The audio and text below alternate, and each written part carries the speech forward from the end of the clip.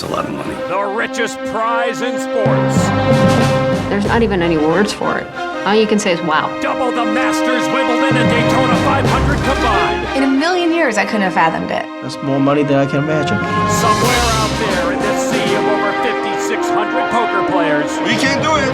is the one who will win all that money. Show me the money! Go! Main Event is out of this world right now. Yes! Come on! Who will that one be? Will it be a pro who takes the title back? Or will it be a woman who finally wins it all? Yeah, Jen! Will it be a grizzled veteran who cements his legacy? It ain't gonna be that easy. Or will it be the guy next door who again surprises a record-setting field? This is beyond fairy tale. It's inconceivable. Anyone can win. What's up? Who will be the one? Yes!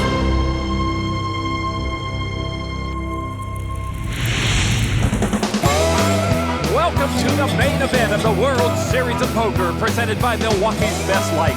The Rio Hotel and Casino is busting as the main event is finally set to get underway. The buy-in is essentially a $10,000 lottery ticket with $7.5 million going to the winner. First place, baby. As the record field settles in, we know truly anyone can win and change their life forever. Hello everybody, I'm Lon McCarron alongside Norman Chad. The field this year is amazingly more than twice as big as last year's, 5,619 players, so many in fact that the opening round has been split into several sessions. Lon, it's the last great American gold rush. People compare it to the lottery, but you know, this is a lottery you can control a bit and actually win. Unknowns have won the last few main events. The question is, can a big name once again win it all?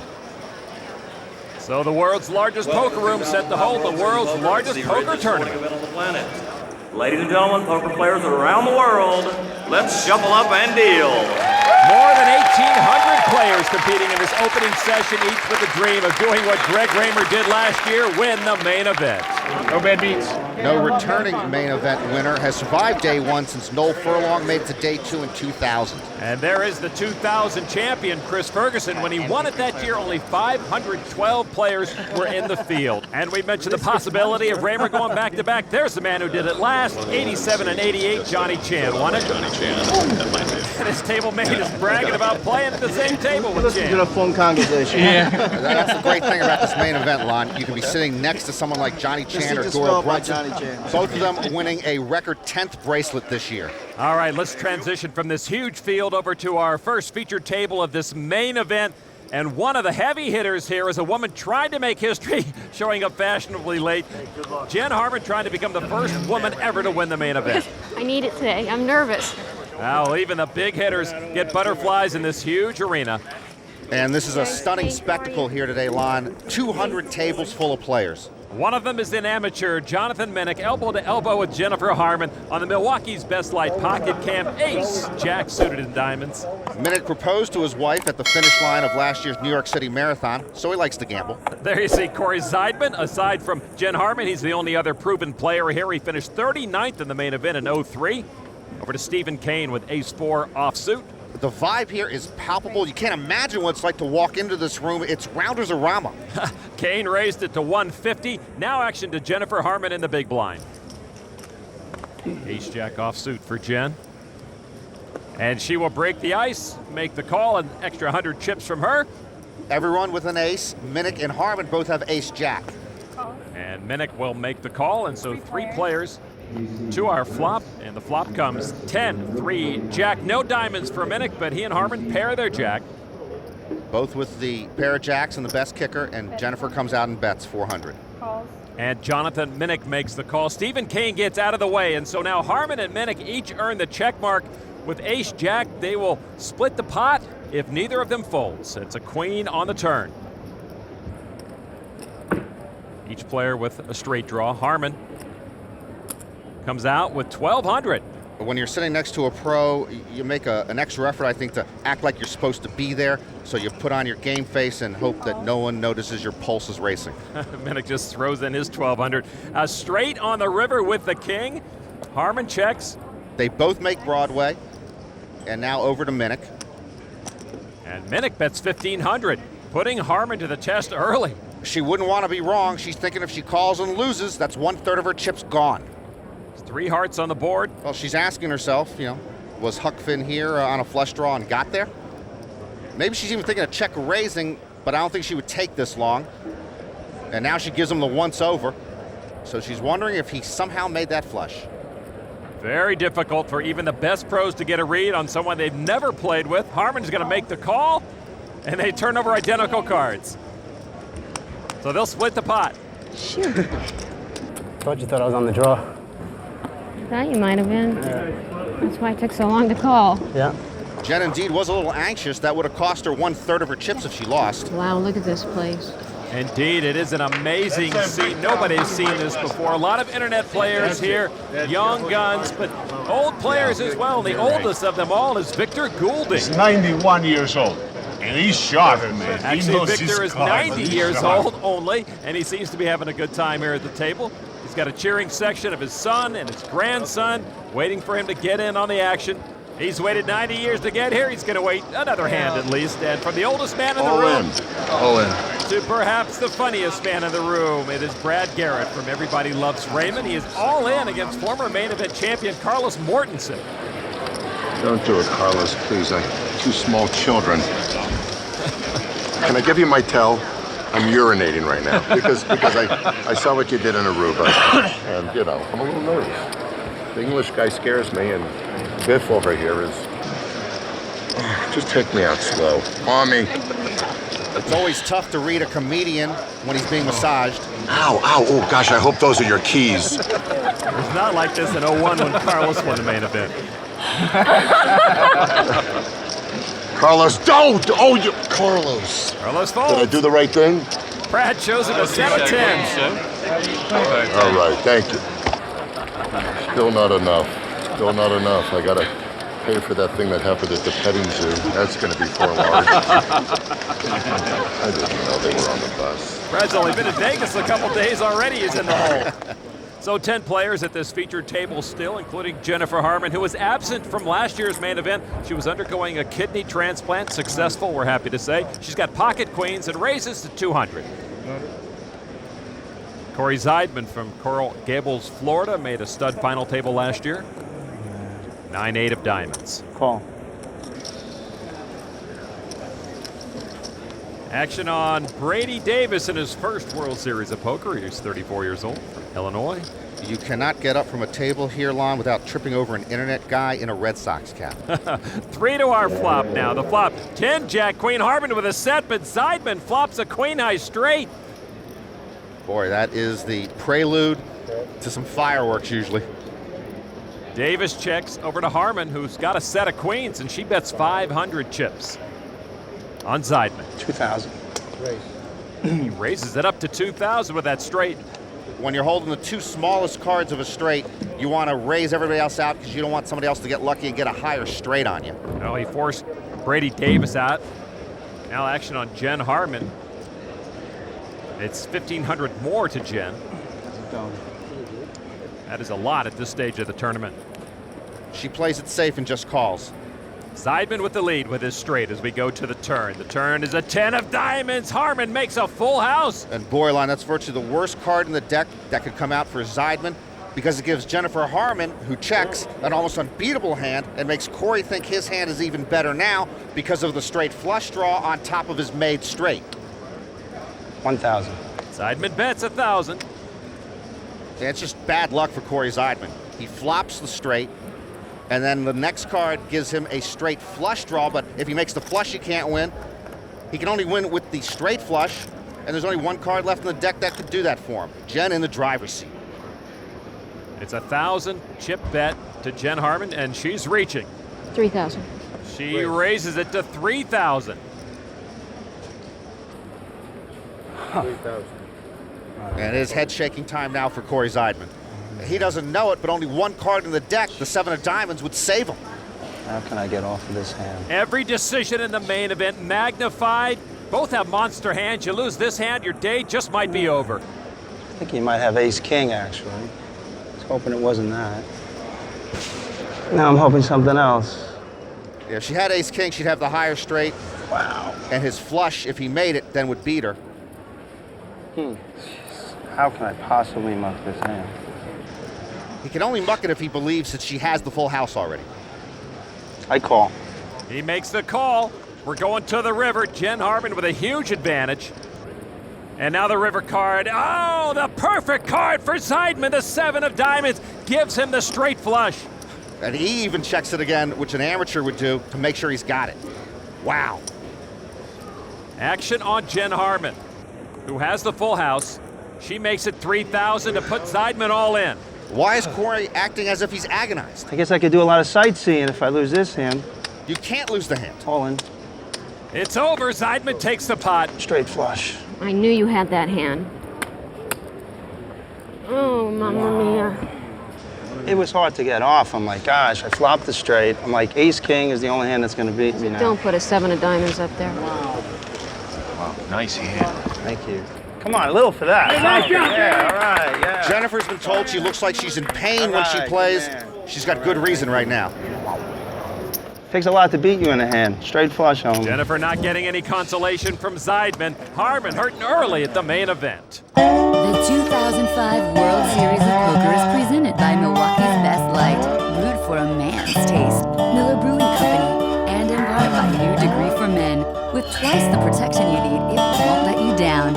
Toyota, choose any direction as long as it's forward. Toyota, moving forward. And Harris Entertainment, home of the world's richest poker tournaments. The World Series of Poker presented by Milwaukee's Best Light. Main event. Back at the feature table of this 2005 main event, Jennifer Harman is still steaming. She's going to fold these cards and walk away and take a break. Yeah, that's the smart thing to do. Sometimes it's just very smart, Londo, to walk away from a table after a hand like that to cool down. It might be worth it in the long run, even if they have to take a couple of blinds from her. She's got the chips right now to afford that. Unlike this guy, it must have taken him longer to get this tattoo than he has stayed in this tournament. He has just been knocked out. Well, that was a lot more impressive than my tattoo of a 9-4 offsuit. How's he going to explain that to his wife? Spousal support can be important. Gotta send a text message back to my wife. Defending champion Fossil Man. She just sent me that one. Deserved a reply. Keeping in close contact with his wife Cheryl. Text messaging killed my second marriage, Lon. There is actress Jennifer Tilly, who won the ladies event this year at the World Series, hoping to again prove her poker prowess. Waiting to pounce right now and make a move. And just a few tables away, amazingly, in this large field, is her boyfriend, Phil Locke. See, a couple that plays poker together stays together, and I guarantee you they don't text message. Phil Locke finished runner-up when Johnny Chan won his record 10th bracelet, and he is going to be unusually quiet during this hand. And there's Marco Traniello, who learned to play the game just about a year ago from his wife, Jennifer Harman. He made a final table this year. That is an amazing accomplishment for a new player. That is one good-looking guy. Well, his wife, Jennifer Harman, certainly thinks so. As we make our way back to the feature table, Jen has also made her way back to this table after taking a bit of a powder and cooling down after her incident versus Cory Zeidman. Cory's been at 2 final tables. It's just a little speech afterwards, so I guess I can go home early Sorry, with the nuts. I didn't mean anything by it. That was pretty brutal. That was wrong, you're right. It's a nice speech. Absolutely. I was actually thinking that before that card. It's a really nice speech. What's that? That's a nice speech. Jen's right to be angry, but she'd be better off biting her tongue right here. As you're calling with the nuts. When you're one of the best, you learn how to take a bad beat, and Jennifer Harman is certainly one of the best. I don't like it when people say she's one of the best women players in the world, because she's one of the best players in the world. I'm all in. There's Jennifer Harman, who looks like someone you want to take home to meet the family, but eventually she'll squash you. I don't mean to stare, Gabe, but I can't help myself. For someone so little, she's such a force at the table. I don't want to have any part of that battle with this young lady. I mean, she competes at the highest levels with all the top guys, and she does well. Good lay down. Some of the best players play. And the cash games together, they're like the biggest games in the world. I like playing with all of them. You know, like a night out with the boys. You have to be really dedicated. If you want to play the game well and right, it's actually mentally exhausting. I love a challenge. I love playing against tough players. I just like playing poker. I just love the challenge of winning. She's usually up to the challenge. She's one of the best cash game players in the world, won bracelets in 2000 and 2002. Takes different muscles to play cash in tournament, and she's got plenty of them. Jen Harman with pocket deuces trying to get back on track. She will call the big blind. George Ramsey is an old vet here at the World Series. He's been to 3. Ace deuce of clubs. Zeidman folds. Around the table over to Dave Curtis. And he's looking at 9-5 offsuit. And he's in the hand over to Stephen Kane in the big blind. 10-7 offsuit. And he will check his option. 4 players to the flop. Ramsey with the best odds right now. The flop 8-3-4, 2 clubs. Ramsey's got a straight flush draw. Actually, if you were fishing and you caught that flop, you'd throw it back, Lon. Only Ramsey got any real help from it. Couple of checks, and then Harman bets 300 with her pair of deuces. And now Ramsey will make the call on the draw. You know, Lon, they call the Daytona 500 the Great American Race. Well, this is the Great American Event. You look at these faces, anyone can enter, anyone can win. It's a stunning spectacle here. We're heads up going to the turn. Ramsey and Harman. Ramsey now with a pair of aces. Big lead.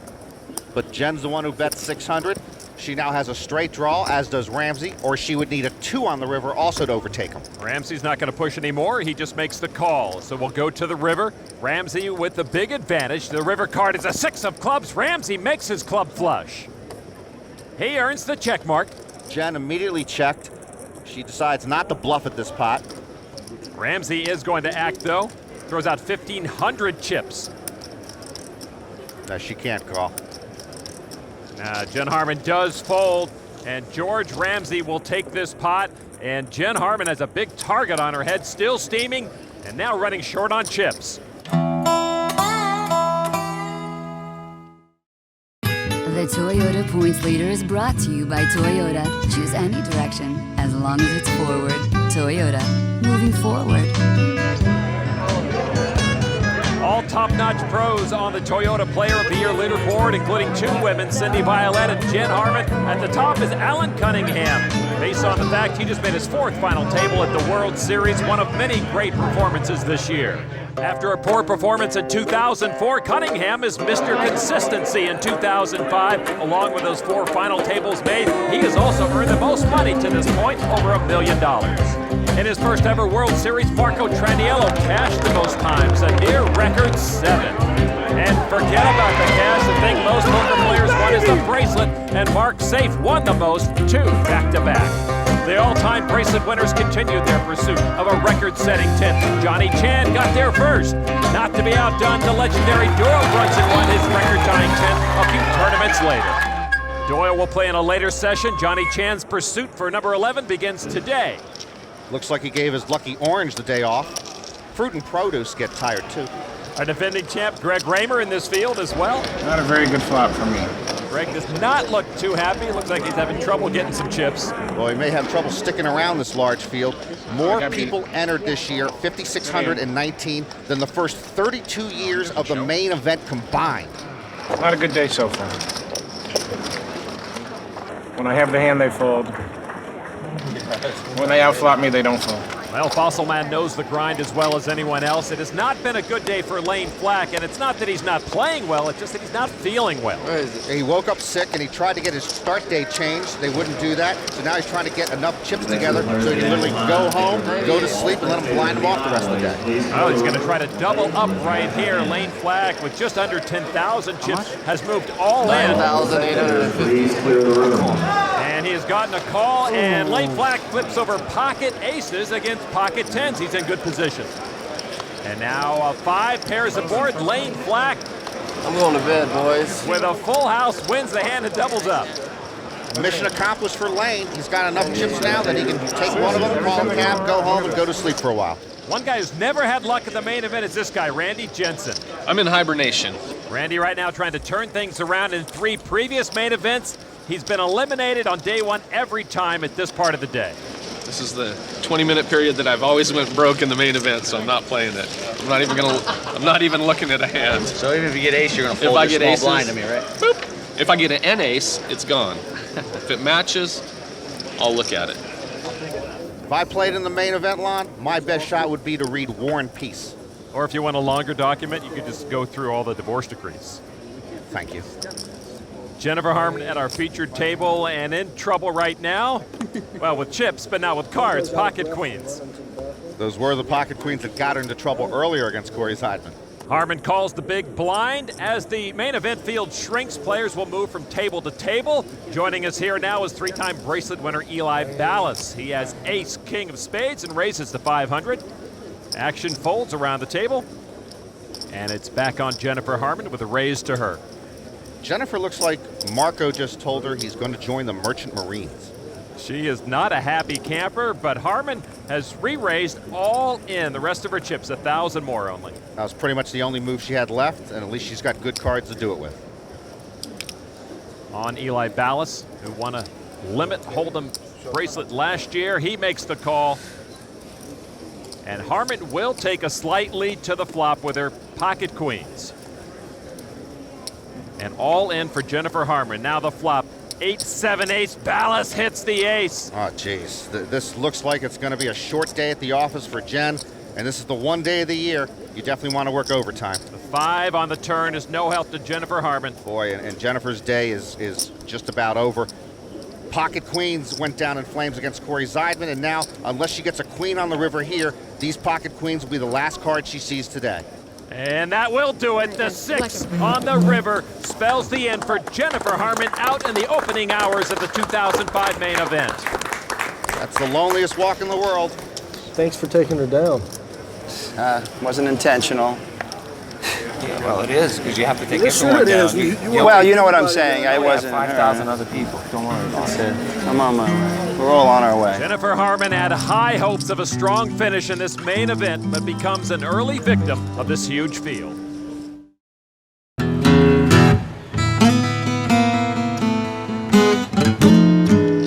Marco Traniello on the phone with Jen Harman, I presume. Are you going to have Mari Carmen come home? I don't know anything about it. That's what it sounded like when you know. I don't think he got an answer. You don't have to.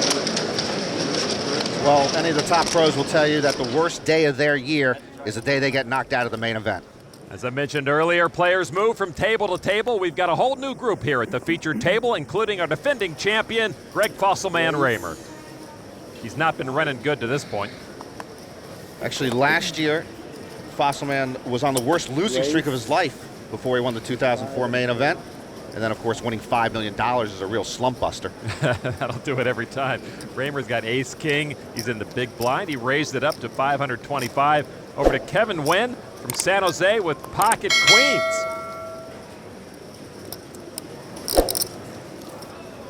Re-raise all Kevin in. says, I'm going all in. Well, maybe Wynn should go ask Jen Harman about pocket queens today at this table. They have been pretty much bad luck, but this would be for most of Raymer's chips. Indeed, if he calls and loses his hand, he'd be almost all out of here. I call. And he does make the call. So Raymer going to basically risk his tournament on this hand, ace-king, up against the pocket queens of Kevin Wynn. That's going to hurt if I lose this. Indeed, the defending champion in for almost all his chips on a coin flip. And the flop is 8 ace-3. Raymer pairs his ace. Well, we're back to the races, and just like last year, Fossilman is winning them. Kevin Wynn on the verge of elimination. The deuce on the turn is no help to him. Raymer with the lead. Raymer looks safe. Wynn needs a queen to stay alive. River card is a 3. Fossilman wins the pot. Caught a bullet on the flop and dodged one in the process. I got lucky.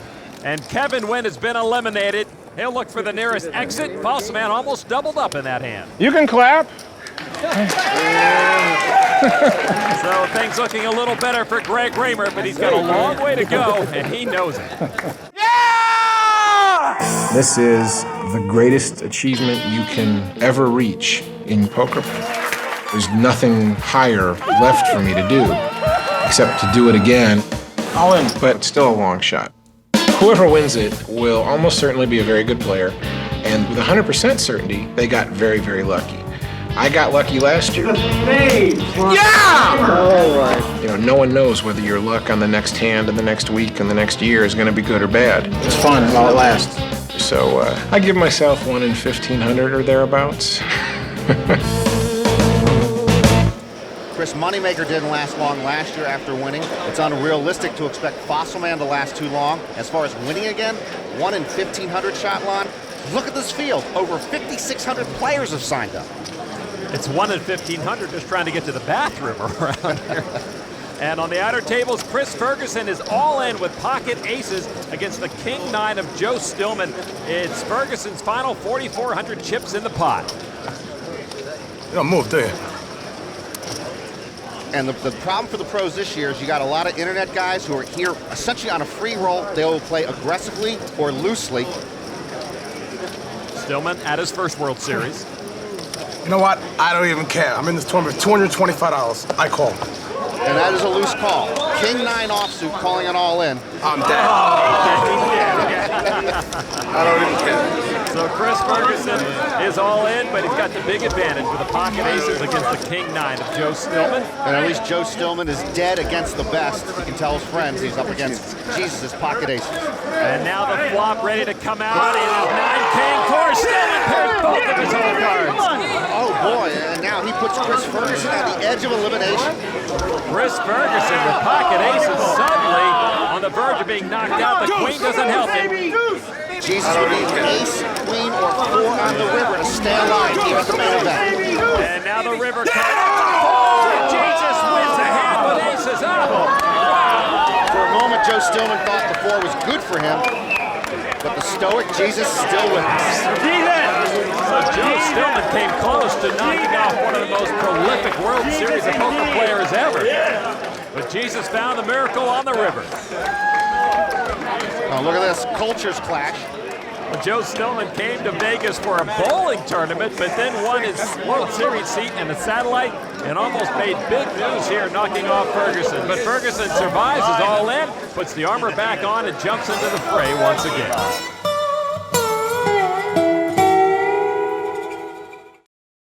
The World Series of Poker presented by Milwaukee's Best Light. Main Event.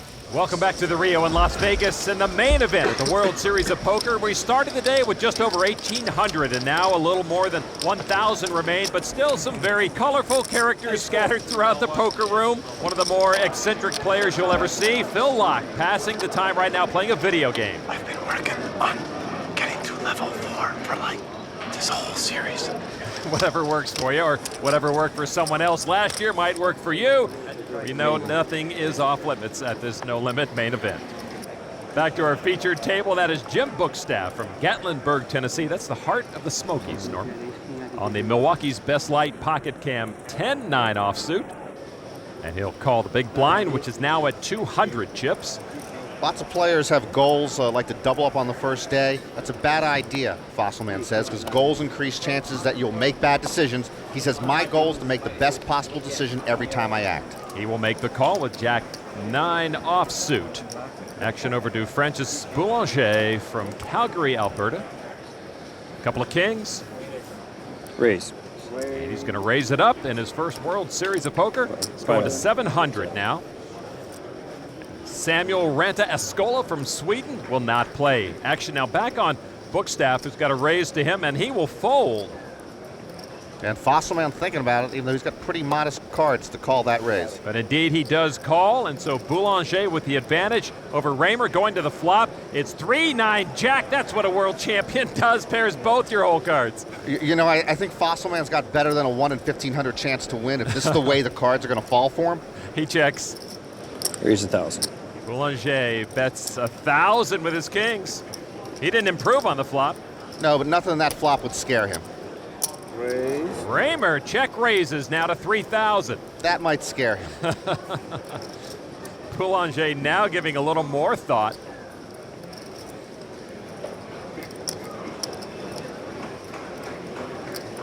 That does scare him. Call. But he'll make the call. 2,000 to call. Against the reigning world champion. So now Raymer with the advantage to the turn. A 9 gives Raymer a full house. Okay, make it more like a 1 in 500 chance to win this thing. You like his odds now all of a sudden? Goodness. They both check.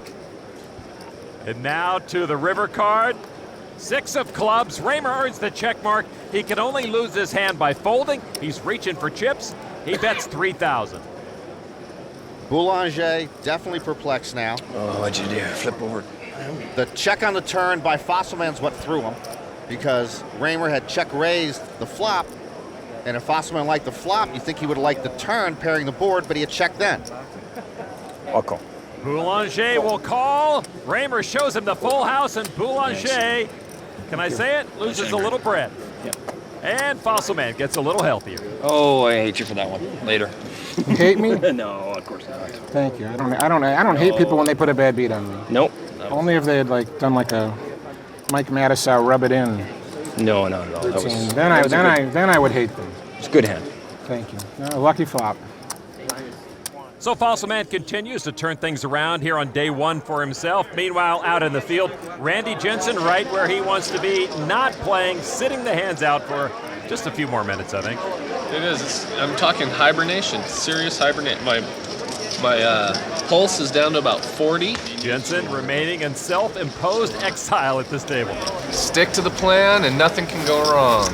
So far, so good for Randy. Another player sticking to his plan is the absent lane flag. His goal was to win a lot of chips today, then to go home and sleep off his sickness, and that's what he's doing. One player just came in to have fun. Is Victor Goulding, the oldest player in the field, 90 years old. Seems to be having some fun right now. 2 players. Hey, I don't care how old you are. You got to keep your cards on the table, old man. This isn't Mahjong. Oh, well, Victor seems to have found some cards he wants to play. Nice challenge. Reaching for chips, and he's going to bet. His son and grandson watching intently to see what happens. Didn't know you were in the hand. You didn't? No. Oh, please. Does he think she was born yesterday on a turnip truck? She's not going to fall for that I didn't know you were in the hand scam. That's tricky. Have you got a 5? Yes, I did. 95. You know what he Well, there's a couple of 95. 5s on the board. She's figuring Victor for trips, maybe. You're a great player. I'm going to pass. She gives it I up. have no idea where I am. 4 Quad 5s for Victor Very nice Goulding. Nice hand, Victor. Nice hand. He won't see that hand for another 90 years. Unbelievable. The poker god. Oh, what a time for the poker gods to find Victor Goulding right here at the main event. All right, we'll keep an eye on Victor. We go back to our featured table now. Defending world champion Greg Fossilman Raymer still here. We shouldn't be dealing in God pocket aces. Yeah, the rich get richer. Raymer's going to raise it up to 525 over to Samuel Renta Escola. Saw him earlier. He's from Sweden. Pocket kings. Oh, that could be trouble. We raised to 2,100. Renta Escola is going to raise it up to 2,100. You got a lot of chips now, right? Yeah. Yeah. 13. Almost 14. 14 more. All in. Cool. Renta Escola makes the call and is all in. Raymer can pick up a lot of chips here, and this is our degree all-in moment. Nice hand. So far. There's still lots of room. Raymer nearly a 5-1 favorite, but if he gets unlucky here and loses, it would be for more than half of his stack. Raymer with the advantage. Now our flop 3-8-8. Renta Escola comes up dry there. Yeah, there's not as much room now for Renta Escola to win this hand. He's looking for a king. Turn card is a 4, no help. Flush draw for both, but Fossilman's got him covered with the ace of hearts, so Renta Escola needs a king and a king only to stay alive. River card is a 10. Renta Escola comes up short. Fossilman gets the degree check mark. Samuel Renta Escola has been eliminated. Fossilman ran into some hard times on the outer tables, but under the bright lights here, his luck has turned around. I like this table a lot better than the last table. The All-In Moment is brought to you by New Degree for Men. For men who take risks, who won't let you down.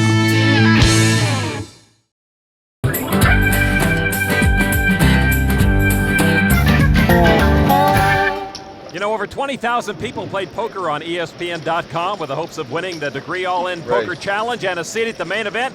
And this man, Chris Borak, beat them all. And now he only has to beat over 5,600 players. Just look at this massive room. It's like the Westminster Dog Show without the dogs. Well, it doesn't hurt that Hollywood starlet Shannon Elizabeth is playing here, surrounded by the paparazzi and adoring fans. Want to see exactly how she plays poker? A lot of men sweating her on the rail, huh? Indeed. She's going to keep them waiting as she folds that hand. Jennifer Tilley, another actress in the room and Academy Award nominee, is playing. She won the ladies' event. She said that experience was better than any Oscar. I wonder what she'd say if she won the main event. And once again, we see Brad Garrett. Seems like he is not in a good mood right now. Even the best of comedians get a little quiet when they're low stacked. Well, Brad Garrett has thrown a bet in right here. You know, he knocked me out of the media event. I'll never forgive him for that. 17. He sees a raise now, and he gives it up. Why couldn't he have had that luck against me? You want him knocked out. Hate this game. Hate this game. Love him, hate the game. Him, not sure. I'm worried about the moose. A lot of moose. Brad Garrett finding out this is a tougher room to play than Chuckles in Lubbock on a Thursday night. Back to our featured table. Well, over on this table before, Jennifer Harman took a huge beat. She had queens full and lost to a straight flush. Boy, news travels fast. It does indeed. Quite a grapevine here at the Rio. There's Paul Roper from Ireland. Yeah, this really is a World Series, isn't it, Norman? You're right, Lon. I saw someone here from South Jersey. Jack 10 of diamonds. Raise. He's going to raise it up. He's going to make it 400. That's a small raise. The standard opening raise is 3 or 4 times the big blind. And why is that the standard? Because Wild Bill Hickok used to raise that much in Deadwood, and it really worked pretty well for him until he was shot in the back. So Fossil Man with the suited king-queen calls the raise from Roper. The rest of the table folds. Raymer will have the advantage. Raymer and Roper to the flop. It's 3-7, Jack, all clubs, Fossil Man with the flush. Okay, Lon, I now give Fossil Man a 1 in 5 chance of winning this main event. Plus, on top of that, his opponent flops top pair, so he's going to get a bet out of him. Oh, 300 from Roper with a pair of jacks. Fossil Man just calls. A smooth call from Fossil Man as we go to the turn. Oh, is that a noose around Roper's neck? 8 on the turn. It gives Raymer unbeatable cards. He can only lose if he folds. And worse news for Roper, he now has a straight draw with his top pair, so he's reaching for chips. All in. Oh, all of his chips. And Raymer, of course, is going to make the call. All in and drawing dead for Roper. Ah, the worst news he could ask for. Have you got the flush? Oh, you have me. I'm dead, so. Roper indeed. It's all over except for the fall of the meaningless river card, which is a queen of hearts, and Paul Roper has been eliminated by the defending world champion. Raymer has been the executioner here today at this table. Yes. We got 9 days till this is over. I've still got 55 million chips left to go. Raymer's very realistic about his chances. Meanwhile, out in what is still a very large field for this main event is a familiar face to Greg Raymer. It's Josh Aryeh, who came in third at last year's main event. Not surprising to learn that the best hand he ever played was from his great run last year, but you might be surprised to learn it wasn't even a hand that he won.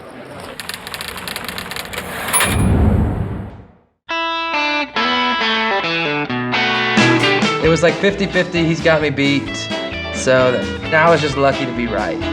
Usually luck means victory, but that was not the case for Josh Aryeh in what he considers the best hand he ever played.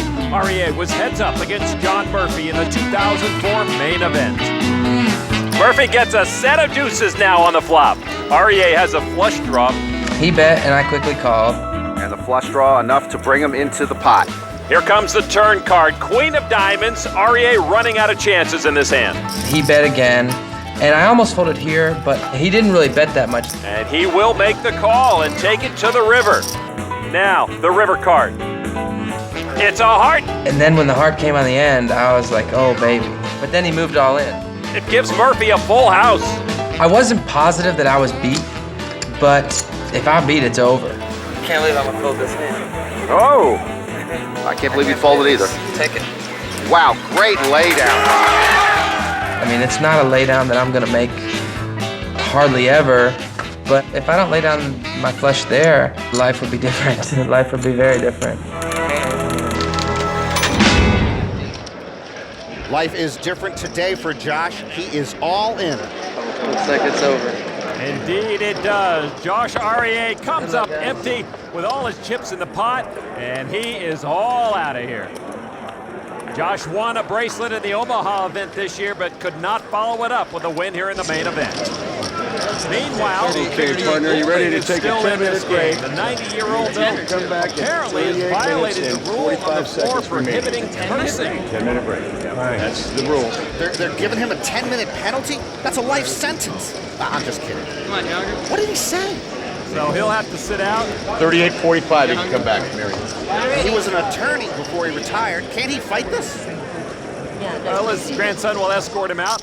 Meanwhile, Randy Jensen has broken his vow of abstinence. He's decided to play some poker, and he's all in against Ryan Todaro. You got kings? You know, he's been on the same page of that book for about an hour, so he should play again. Kidding me? Jensen looked up from his book, played a hand, went all in, and lost it, and has been eliminated from the main event. Unbelievable. That was a nice plan on paper. Nice hand, Maybe man. next time he should bring a picture book. So Randy Jensen breaks plan and is eliminated from the 2005 main event. Ryan Todaro and the rest of this table look rather amused, but Randy Jensen is not amused in the least. He's going to head home to Fort Collins, Colorado, and have to come up with a new strategy for World Series 2006. The 2005 World Series of Poker is presented by Milwaukee's Best Light, brewed for a man's taste. Miller Brewing Company, and in part by Levitra. Ask your doctor about it today. Levitra, when it counts.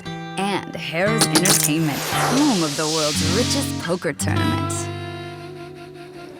Today's field, once busting the seams of this room, has been whittled down from 1,880 to just a little over 700 players. It's been a long day for everyone here, and Lane Flack has come back to check on his chip stack. And he's being visited by his old pal, Phil Hellmuth. Yeah, you played the story on the internet. Everybody's saying you're sick and you're going to pull the Michael Jordan and win this thing.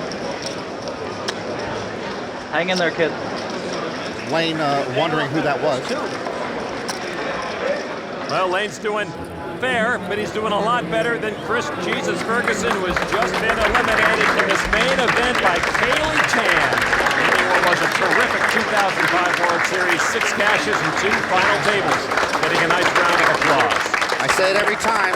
I hate to see Jesus go. Jesus is going to have to wait one more year to look for bracelet number 6. Meanwhile, back at our featured table, our world champion and single bracelet winner, Greg Raymer, holding court, and he's got a lot of chips now. He was teetering early, but he's been doing quite well of late. Action folds over to Raymer, and he has pocket deuces. And he's reaching. He's going to raise it up to 1,200. And he has raised 3 times the size of the big blind. That is Mark McNamara, U.S. Army captain and company commander at Fort Hood, Texas, with pocket aces. And he raises it up to 3,000. That's a big bump. And that scares out the rest of the table. Back to Raymer. And Raymer with a rather casual call with his deuces, so we'll go heads up. McNamara and Raymer to the flop. McNamara with the lead. It is 4, Queen, 5, all clubs. Raymer with a club flush draw. Fossilman checks. He has the lowest club you could have, the deuce. McNamara might be scared of those clubs on the board. I think he should probably put out a little tester bet, and then if Raymer came back over the top of him, he might know that Raymer has a big flush or something. But it is going to be a check from McNamara, and we'll go to the turn. I wouldn't have checked there. He gave him a free card. 5 pairs the board, so McNamara still in very good position to take a lot of chips off the world champion. Raymer checked. McNamara with aces up right now. Another chance to push 4,000. Fossilman, and now the bet, 4,000 from McNamara. Fossilman immediately reaching for his chip stack, and he throws out 7,000 more. Ooh. 7 more.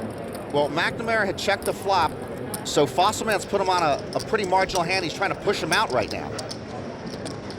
I don't really want to bust out on the TV table. Me either. McNamara with aces up.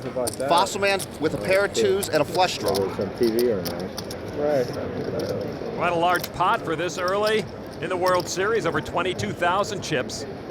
And McNamara's going to call, but he has allowed Fossilman to take control of the hand. So one more card to come, the river card. It's a 6 of clubs, and Raymer with the flush and unbeatable cards. I have now seen enough lawn today to tell you that Raymer is going to win the main event again. He's made the worst flush he could make. And checked. McNamara might be able to steal this pot away with a big bet here, but he's scared of Raymer's hand right now. McNamara checks too, and now he sees Raymer's winning flush. Fossil Man takes the pot from Captain McNamara. I didn't know you had that good a hand. That comes out of the category, better to be lucky than good. That was a lucky mistake. I could have played it better. Well, McNamara's still in it, but he sure lost a lot of chips to Fossil Man. 5,600 people, are you kidding me? Enough nervous energy in this room to give Over Dam a run for its money. There is Oliver Hudson, an actor and son of Goldie Hawn, who was at our featured table today. And of course, he's the brother of actress Kate Hudson. Action is on Sam Farha. On the Milwaukee's Best Light Pocket Cam, Farha has ace-10 offsuit. Sammy's gonna bet 200 chips. Everybody in the room starts with their buy-in amount, 10,000 chips. Over to Oliver Hudson in 2002. He was one of People Magazine's 50 most beautiful people. I don't see it. Pocket tens. Raise. And Oliver is announced to raise. Raise. He's gonna make it 450 to Sam Farha. Sammy doesn't like to wait a long time to get his feet wet. This is the first hand of the session, and he's gonna call with his ace-10 offsuit. Oliver Hudson in the lead right now with his pocket tens. The flop is ace, ace, 10. Both get full houses, but Sammy's got the nuts. You gotta be kidding me. This is the very first hand of the main event for both of these guys. Hudson has tens full. I mean, he can't get up. This is a disaster movie for him. Farha earns the check mark, but both players check. Both were slow playing it, and Mr. Hudson is in bad shape. He's got the tens full. He's not going anywhere. A full house for Oliver Hudson, but it's second best. He bets 300 chips. Farha raises now to 1,300. That's a lot for this point of the tournament. Well, hand one. All in. And Hudson goes all in. And Farha calls immediately. Oh my God. Very first hand of their main event. Sammy's got the nuts, and Oliver Hudson is in shock. I mean, someone needs to tell him he can get up. He is drawing dead. He's going home. A meaningless jack on the river, and Hudson's gone. First hand. Nice hand, Sam. Thank you. That is incredible. First hand. That's it. Holy s***. Hey, nice hand, man. I do. That's the way to get beat, I guess. He just blew through 10 grand in about 90 seconds. Those are Paris Hilton numbers. I had to win the first hand, though. Sammy Farha, on the other hand, doubles his chips in the very first hand. Sammy, the first one to 20,000 chips today. Made it look easy. And I guarantee you, Oliver Hudson Valet Park, it's going to take him an hour to get his car. Oliver disappears into the throng in the Rio poker room. Over 1,800 players here. Each have a shot to win the $7.5 million in the main event, and their belief that they can win that world championship came from Chris Moneymaker, this man right here, the guy next door, the accountant from Tennessee, who won it all in such a dramatic showdown in 2003 with Sam Farha. He won $2.5 million and has been struggling ever since winning that title. He's in a hand right now, throws out a bet, and the rest of the table folds to him. So a better start than last year for Moneymaker, who did not make it past day one. And there's a 2002 World Series main event champion, Robert Varconi, playing in today's session as well. He was the last guy to win the main event before the poker boom was initiated by Chris Moneymaker. His wife, Olga Varconi, a very good player as well. That 600 that bad. Right now, there's a small pot, but a 7,000 chip bet to Robert Varconi. All right, since you have a great hand, All in called. And Varconi gives it up. Those aces. Good hand. And he'll lay it down. Meanwhile, Oliver Hudson is relaying his bad news to actor Tobey Maguire. Look at Tobey Maguire's face. He's going, no, you got to be making this up. Toby is playing in today's session and still alive. He wouldn't believe that hand if he saw it in a poker movie. Good morning, sir. Back to our feature table, and look who's shown up. I had no idea it was 11 a.m. How come I got to show up on time and he doesn't? You'd probably prefer it if I didn't show up on time, wouldn't you? What do we got here? Sammy. Daniel looking around the table. He wished he saw a bunch of no-names, but he runs into Sam Farha right away. The problem with a lot of the no-names, though, is that they got here cheaply on internet satellites, and so they play very oddly when they get here. Anthony Curtis is a newcomer to the World Series, publishes a gaming newsletter here in Las Vegas. And he's going to raise it up with pocket aces. It's a bet of 1,000. from Curtis. Big bet with blinds at 25 and 50. My goodness. Do you think he grabbed the wrong chip? Well, he is a longtime blackjack pro, one of the best-known gamblers in Las Vegas. Speaking of longtime gamblers, Sammy Farha, pocket threes. He knows how to gamble. What's that, 1,000? For real? Yeah, for real. And that's a lot for Sammy to call. Boy, Curtis is taking a lot of heat for that bet. It's only money, right? Huh? But Sammy's going to call for real. Oh, pocket threes against pocket aces. Sammy doesn't seem worried, though. Now the flop. 6, 3, 7. Sammy hates to miss a flop, and it pays off with a set. Oh, jeez. It's just not fair, Lon. I mean, sure, the pros are better than you, but when they get luckier than you, you got no chance. Sammy check. Curtis spends 6,000, and Sammy re-raises to put Curtis all in. Curtis goes, what? Curtis's aces don't look as good right now, but he's in for most of his chips. I'll call. Curtis makes the call. He is all in, and he will now learn the cruel truth that pocket aces aren't always what they're cracked up to be. So Anthony Curtis all in. It's only money, huh? And way behind as we go to the turn. Sam Farha with a set of threes. Now the turn is a deuce. No help for Curtis. At the moment, blackjack seems like a fairer game to Anthony Curtis. Curtis is going to need an ace and an ace only, or his main event is over. Now the river card, it's a queen. Sam Farha wins another hand, knocks off a second player. Anthony Curtis is eliminated. You have to gamble to win, right? You don't gamble, you don't win. Sammy's credo. And if Curtis hurries, he can catch Oliver Hudson, and they can go find a couple of dames. And suddenly, Sam Farha has tripled his chips early in the main event. Wow. Wow, indeed. The 2005 World Series of Poker is presented by Milwaukee's Best Light, brewed for a man's taste. Miller Brewing Company, and in part by Toyota. Choose any direction as long as it's forward. Toyota, move forward. Levitra, ask your doctor about it today. Levitra, when it counts. And Harris Entertainment, home of the world's richest poker tournament. The World Series of Poker presented by Milwaukee's Best Light. The main event. Back inside the Rio poker room, and late arrivals are a regular part of the strategy for some players, but then the master, who's just made his way into the room, seems honestly confused about his starting time for this opening session. It doesn't say 11 o'clock. He didn't say 11 o'clock. Actually, it did. Show me. Right here. I got the wrong one. One of the tournament floor directors, Jody Ivner. Oh, I see it now. 1 hour late. It's okay. It's only an hour. I get it back. Right. And hoping to make up for lost time, it gets right down to business. One sure bet here in the main event is Phil Hellmuth will be late. The question is, how late? He's not fashionably late. He's always famously late. We have a bet. I got 2 o'clock and before. He's got after 2. Whoever wins gets a butt. I somehow believe that's not the only wager on Phil's arrival time. I favor the under on there. Someone who was here on time is Dan Harrington, who finished 4th in last year's main event and 3rd the year before. When action Dan bets, a lot of players get out of the way usually. They know he's got a hand. How can a man that smart wear a baseball cap that goofy? Harrington won the main event in 1995, but it was his unprecedented run through the enormous fields the past 2 years that set him apart from his poker peers. Being the winner of the World Series is really wonderful.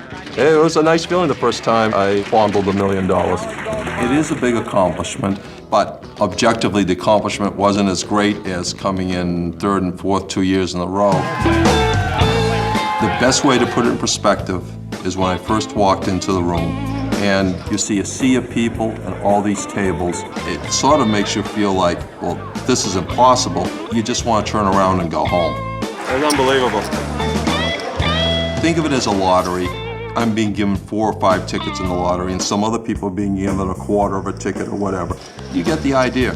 4 tickets out of last year 2,600 entries, it's very nice, but it doesn't exactly make for sure cashing in of the money. This year, I have the same expectation as I had the last 2 years. That's to do as well as I can and hope for the best. He navigated a field of over 800 2 years ago to make the final table, more than 2,500 last year to make the final table. This year, 5,600 plus. No truth to the rumor that next year everybody's going to be stopped at the city limits of Vegas, charged $10,000, and given a seat at the main event. Sam Farha at our feature table. 10-7, suited in spades. And remember rule number 1 for Sammy, the hand begins on the flop. Sammy calls the big blind over to Daniel Negreanu. Pocket kings. The hand begins now for Daniel. He's almost whistling. Daniel reaching for chips, and he's going to raise it up to 250. Now over to Buffalo, New York firefighter Dwayne Cathcart. Won his way into this tournament on a $1,000 satellite here at the Rio. First World Series of Poker in the small blind. He's going to make the call. And now Andrew Wynn, also from New York. He cashed in the main event last year, finished 63rd. He will call, and Sam Farha will call the raise too. Scared him out. Yeah, see that. Nobody's going anywhere. A lot of passengers in this car. 4 to the flop, and now it comes out queen, jack, 8. Negreanu's pocket kings are still best. Wynn, though, has a pair of jacks, Cathcart with a pair of queens and a straight draw, and Sammy's picked up a straight draw. Everyone checks over to Daniel Negreanu with his kings. Let's try 700. Seem like a fair bet, gentlemen? Daniel treats it like it's a town hall meeting and people can discuss the size of the bets. He's very friendly. Cathcart will make the call with his queens. Wynn gets out of the way. Sam Farha folds. 2 down, 1 up. Negreanu in the lead with his kings. Going to the turn. Turn card is a 4. No help to Cathcart. Daniel in a stronger position now, a 4-1 favorite with his pocket kings. Fireman checks. Daniel now. Try 1,800. Is that enough to get Cathcart out? Nah, it looked like he's reaching for chips, and he's going to call with his pair of queens and a straight draw. He will indeed make the call. Negreanu, a 4-1 advantage to the river. And oh, it's a queen, and trip queens now for Cathcart. Second best card he could have seen, but he's going to check it. Why was I thinking no queen, no queen? Because Daniel's the smartest guy at the table. I don't like that card, just in case. Daniel's got great radar. Daniel checks it and sees that he has lost the hand to Dwayne Cathcart. Wow. Cathcart took about a quarter of Daniel Negreanu's chips in that hand. It's not the big move out of the starting blocks Daniel was looking for.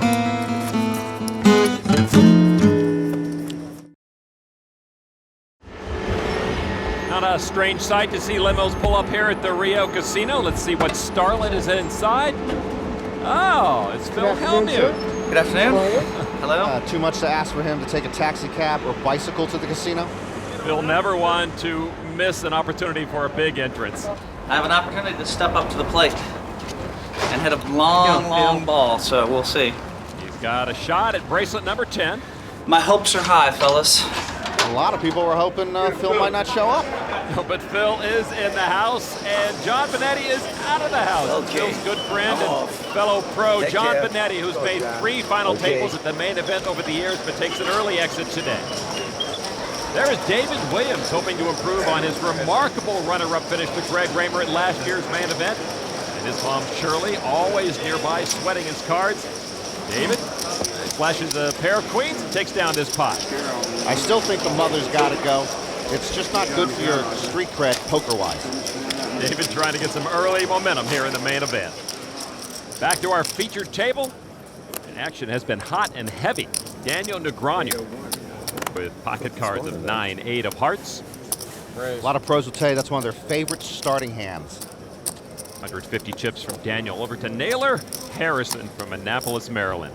Re-raise. Ace jack offsuit re-raises to 400. Table action. Quickly folds after that raise. Over to Sam Farha. He's on the button. Sam with 9 deuce call. Suited in spades. With the bets in front of him, a lot of people would give that thing up, but Sammy loves the action. Farha, Harrison, and Negreanu to the flop. Let's chop it. No, let's gamble. Let's have some fun, huh? Sammy has the right idea. The flop is 5, 6, 7. Negreanu flops a straight. Check. He flops the nut straight right now, and he will check it and try to get a bet from somebody. And Sammy flopped a flush draw and a straight draw, and he will bet. 1,000 chips from Farha. Daniel calls. Easy call for Daniel. And there should be an easy fold for Harrison. He got no piece of that flop. Harrison was reaching. I'm wrong once again. He will make the call. He's a Hold'em rookie, and those are cards you just get rid of. Turn card is a king. Harrison drawing dead. Negreanu's odds improve.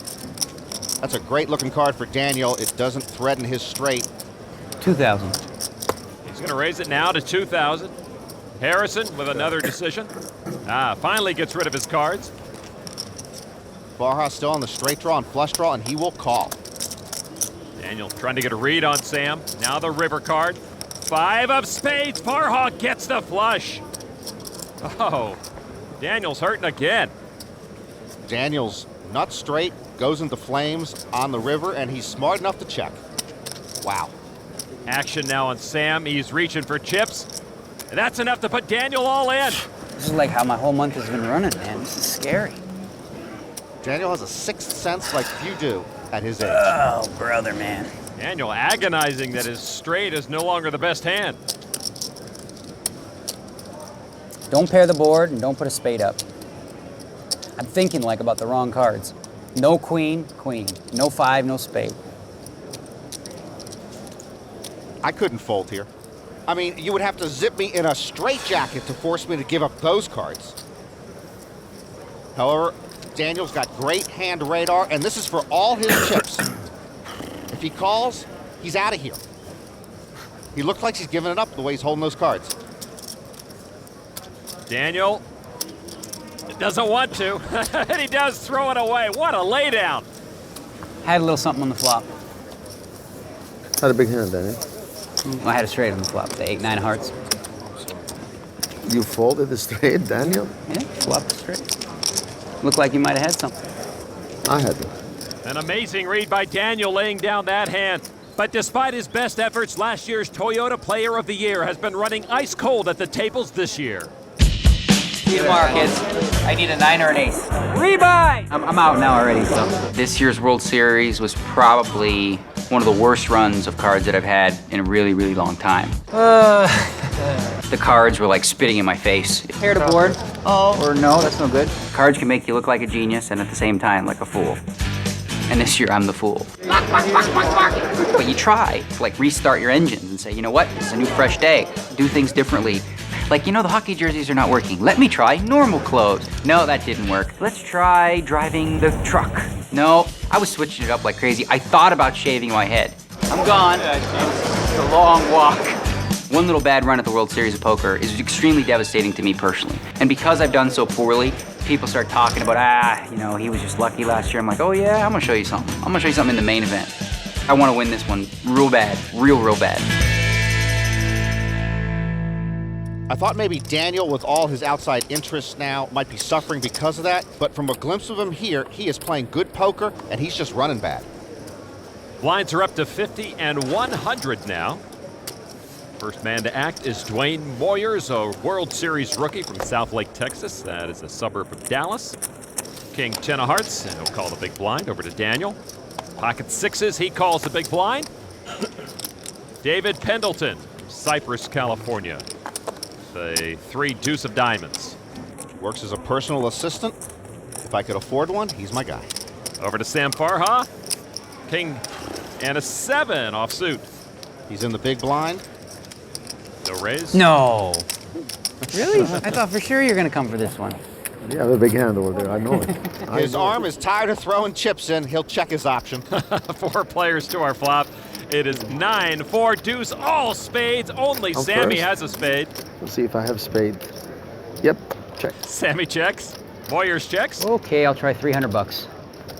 Daniel puts that bet in like nothing else has worked, so let's try this. He still has the best hand. Sammy has the best draw. Let's call him one time. You said you have spade, right? One spade. I need one more. Sammy usually lies, but he's telling the truth right now. You have spade? I'm not telling. So Farha and Negreanu now will go heads up to the turn. And it's another spade. Oh, there's mine. This is me. Check. All right. Sammy can't lose the hand if he stays in it. All right, the river is the ace of spades. A flush on the board for both of them, but Sammy's got the nut flush with the king of spades. Sammy bets got enough to pair put nines? Daniel all in. He probably just made like a flush on the river. I don't want to split it. That's all I want to win. Okay, then win. Daniel dodges elimination and makes the correct laydown again. You either had me going in or you got me. I had. And so it goes at this year's World Series for Daniel Negreanu. Should have showed up another half hour late. Welcome back to the Rio and welcome Phil Hellmuth to the poker room. And in his headphones, he's listening to Hail to the Cheat. 20 minutes I had 2 o'clock. I get Oh, that's right, the payoff of the bet here. The under one. I had 2 o'clock and less. $1 we wagered on you. Thank you. Maybe the only dollar I win at the World Series, but I got it off Phil. I appreciate it. Phil always gracious when he enters, not always as gracious when he exits. Hey, didn't he shake that guy's hand already? Oh man, look at this poker room. Can't believe That it. is one big room, is it not? The buzz in this room is just amazing.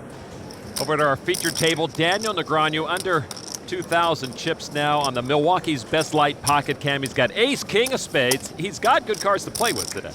I don't think Daniel's won a hand for like a week, maybe longer. He bet $250 over to Naylor Harrison, our paving contractor from Maryland. What are you doing there? Pocket queens. Grabbing for more? Yeah. That good, huh? Wow. Must have a pair. Daniel never stops fishing for information. It's a raise to 700. Rest of the table, fold, fold, fold over to Sammy Farha, king 10 offsuit. Let's gamble. He says, okay. I have no choice. I call. 2 sharks in the water. I'll take the profit. You guys take your money back. 3 to the flop. Harrison's queens lead the way right now. And here is our flop. It is 6, 4, 7, all diamonds. Harrison has the best diamond in the hole with a queen. And he still has the pocket queens as well. Farha first to act with a 10 of diamonds. He checks. Daniel checks. Harrison's all in. Just over 3,000 chips. Must have diamond. Sammy folds. This would put Daniel all in. Good flop for this hand. But that flop completely missed his suited ace king as he shows. And he folds. Naylor Harrison wins the hand with his queens. I'm sure he had the ace of diamond or something. No. 2 jacks, right? No. I'm sure he had 1 diamond. Jacks or queens, either one. Queen? Tag team There you go. interrogation. Okay. Queen of diamond? Wow, that's pretty. So you looked at it 3 times to make sure it's diamond, not heart. I wanted to make sure one of them was a diamond, Sammy. That's why I laid it down. If Sammy and Daniel ever knock on your front door, just shout out, nobody's home. These are 2 sharp tacks. We are all witness to history here at the Rio. The size of the field, the purse, the $7.5 million first prize, all mind-boggling.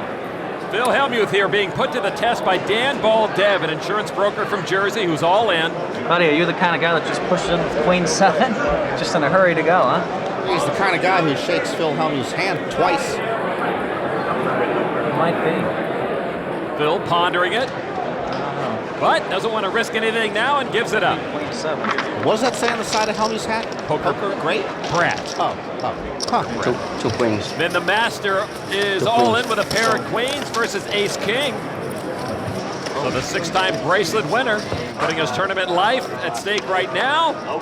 But he wins the hand and doubles up in relief, so still have a shot. I told you I gotta pull a trick or something. Is it amen or me? Good news for me, he just ordered another beer.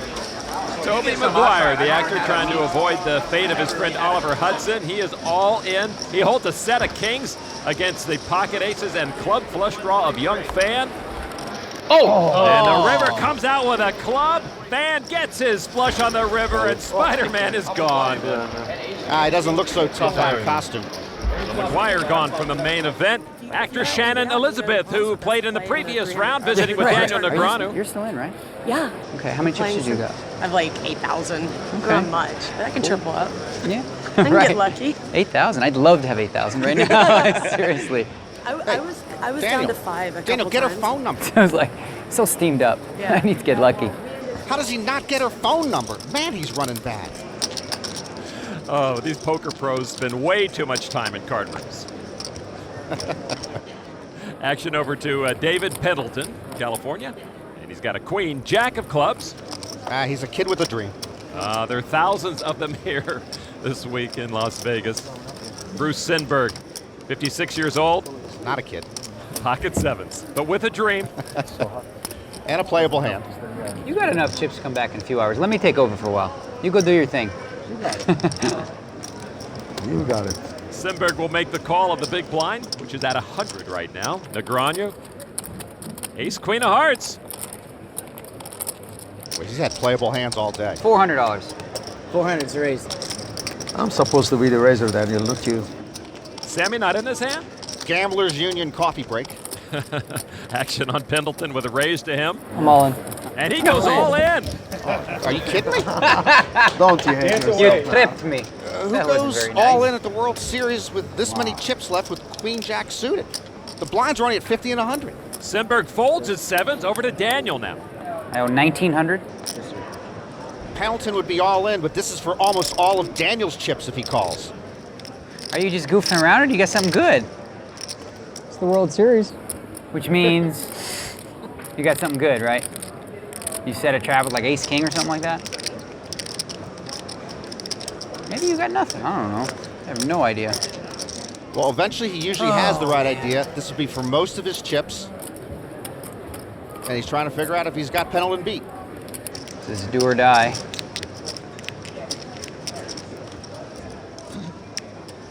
I'm gonna gamble with you. Daniel's gonna make the call, and this is our degree all-in moment. Oh, baby! Yeah. Sweet. I almost threw this away. That was the plan. That's right. Okay. Oh, you never know. David Pendleton Like, I all don't have in. a lot. Graymer has a pair. Hold him now. Hold him. You usually don't see this much emotion from Daniel, but it's been so long since he's seen any sunshine. And now our flop. 5, queen, 7, both get a queen, but Daniel got a better kicker with the ace. Bruce Sinberg, boy, would have had a set of sevens. And could have knocked out both these guys at once. So Pendleton, tournament life at stake. The turn is No, a no more king, clubs. another club. All of a sudden, it's gotten cloudy again over Daniel's head. Club. That gives Pendleton a lot more outs. Pendleton needs a jack or a club on the river. It's a 5 of diamonds, and Negreanu earns the degree check mark, winning the hand. Surprise, surprise, Daniel. David Pendleton eliminated from the opening round of this main event. And it's not much, but Daniel's now got a few more crumbs to spread around the table. I'm back up to 49 hundo. Now I got a lot of dancing chips. The All-In Moment is brought to you by New Degree for Men. For men who take risks, won't let you down. The Toyota Cruise Leader is brought to you by Toyota. Choose any direction as long as it's forward. Toyota, moving forward. 2 players on our Toyota Player of the Year leaderboard were eliminated in the first session of the main event. Chris Ferguson and Jennifer Harman. Alan Cunningham tops the list, but nearly 80 players at the start of the main event had a chance to overtake Cunningham. And there is Alan. He has won over $1 million already at this year's World Series. And he won his 3rd bracelet at the opening event of this year's World Series in No Limit Hold'em. And the 2003 main event winner standing up, Chris Moneymaker has pocket aces. He's up against pocket queens for the player in seat 1 next to the dealer. So far, so good on the turn. I wish. And now the river card. Oh! Moneymaker's opponent makes a straight and cracks Moneymaker's aces. Bad beat for Chris. You know, Lon, Greg Raymer has looked relaxed since he won the main event last year. Moneymaker just looks taxed since he won 2 years ago. In that main event, Moneymaker tangled with this guy, Dutch Boyd, who's been battling personal problems away from the poker table. You might be surprised to learn where he was just 3 weeks before placing 12th in that main event. I remember thinking as we were driving into St. John's, Antigua, that I was going there for some sort of arm wrestling contest. I don't know why I thought that, but you know, that's the crazy psycho thought that I had in my mind. Every hour it would progress worse than it was the hour before, quicker than it did the hour before. The next thing you know, I'm in this mental institution, and it was horrible. I have bipolar type 1. It's not so much that you get depressed as you get manic and your thoughts start racing. You know, you go a little psychotic. This one time, I thought that something in the television was giving me a sign from God that I'd find the devil and play poker with him. And I looked around. I looked for the devil and I tried to play poker with him. And he didn't show up. Gonna be making some desperation calls here. But poker does offer a refuge because when I'm playing poker, I don't have racing thoughts. I don't think about the fact that I might be a little crazy. All I'm thinking about are the cards and the players. And then when I'm really in the zone, I'm not thinking anything. Right now, I'm doing the things that I need to do to manage this illness. A lot of people live with it, but it can really devastate someone's life. Dutch is certainly not alone in dealing with this disorder. It affects millions of Americans each year, though he does still struggle. Dutch was hospitalized this year for more treatment. It says he's taking lithium right now, which helps control his illness. Right now, Dutch getting off to a pretty good start in the main event. Takes a pot at one of the outer tables. Now back at our featured table, the leader of the group has been Sam Farha so far. Doubled up the first hand. Daniel Negreanu's been going in the opposite direction. Negreanu's king, jack of diamonds in the hole. Worthy of some chips. He comes out with 250. Action over to Andy Wynn. He was a financial analyst who quit his job to play poker full-time late last year. 7-5 of clubs, and he will make the call. Action now over to Sam Farha, who moved to the United States from Lebanon in 1977. And you know, Norman, he was famous there for his skills in pinball, Pac-Man, and pool. Well, we don't have pinball, Pac-Man, and pool here. He's in the hand. Here comes our flop. 9, a 10, 8. Farha hits the straight. What a flop for 7-6 unsuited. And I'm surprised Sammy checks because when you have the bottom end of the straight, you don't want people hanging around to make a higher straight on you. Daniel could do that. He has a jack. Negreanu and Wynn check to our turn with Farha holding the lead. It's another 8. Negreanu now with 4 diamonds also. A lot of draws for Daniel. It'll be Sammy first to act. And he's going to fire with 1,000 chips. Negreanu with a flush and straight draw now. Maybe he's thinking back to when his flop straight was cracked by Sammy on the river. He'd like to return the favor right now, make a flush to crack Sammy's straight. Let's see if he wants to play. Negreanu will make the call over to Andy Wynn, who's just got a low end of a straight draw, and he folds. There yet, or are you on the way?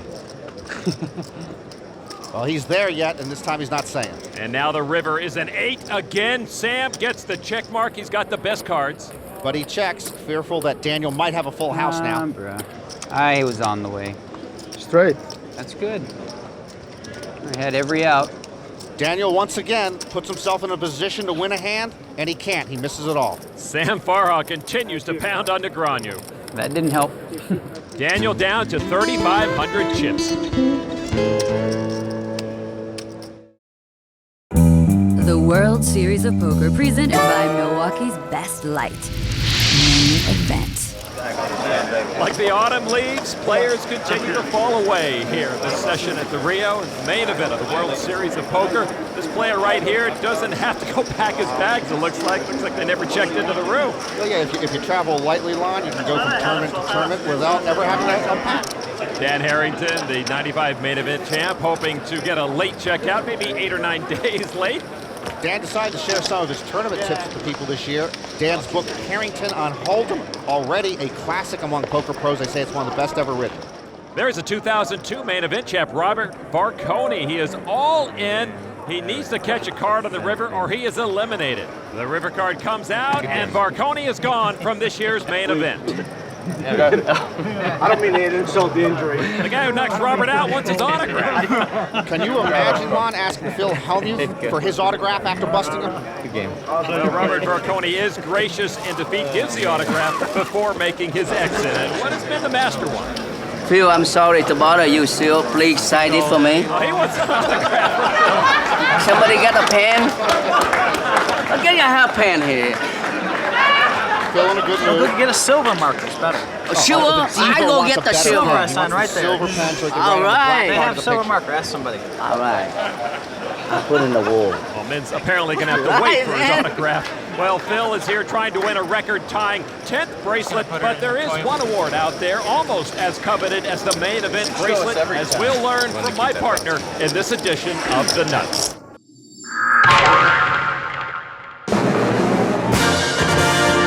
Bracelets are nice, but flushies are forever. And you don't need the best hand to go home with a flushie award. Have you noticed a growing and rather loud trend at the table? 9!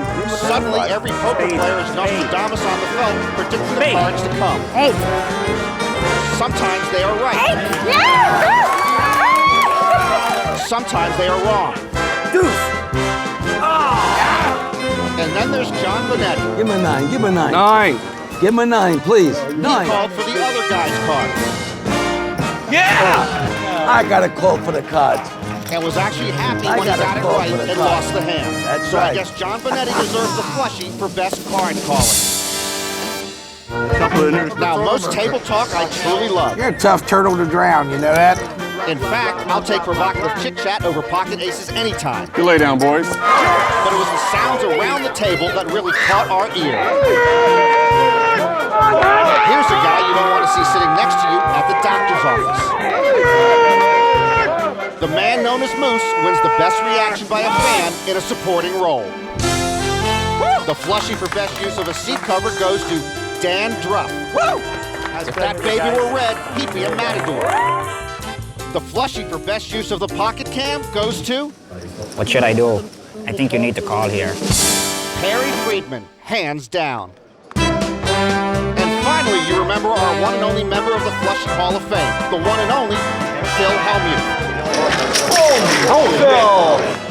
But for the moment, the new Phil in town, Phil Locke, is center stage. Johnny!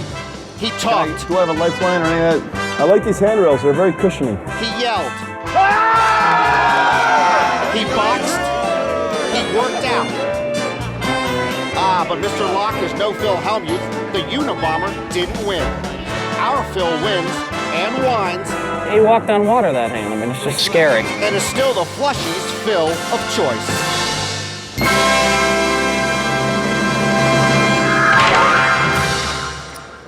So many players, so few flushies. And a lot of controversy with the Royal Flush voting board. I don't want to get into that. No. See that come out in the Post tomorrow. Sam Farha with pocket aces. Boy, the 96 pot limit Omaha bracelet winner can do nothing wrong today.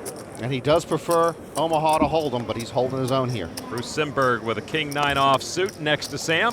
Simberg started playing stud in college, eventually taught his daughter how to play stud, and then a couple years ago, she taught him how to play Hold'em. He makes the call over to Daniel Negreanu with ace-3 suited in spades from the big blind. I got nothing to scare y'all with. Just look at him. Lon, he is a textbook example of how to conduct yourself at a table. Win or lose. 3 players to the flop, and it comes out 3, Jack 7. Negreanu pairs his 3, but Sam Farha's aces are still best. Everyone checks. They check back to me. Cool. And we'll go to the turn.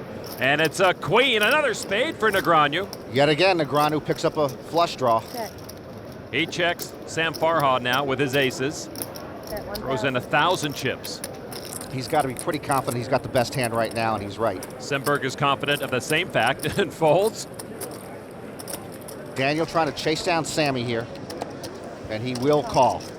Splashes 1,000 chip into the pot, and now the river is a 4 of diamonds. Daniel misses his draw again. Sam Farha's got the check mark. Daniel to act. He checks. Now to Farha, who bets 2,000, once again enough to put Negreanu all in. This is Groundhog's Day for Daniel again and again. If Daniel calls this, his tournament is over, but this would be a tough call. You put me on a draw, I know that for sure. You were right, but I got a little something to go with it. Very little. 3s.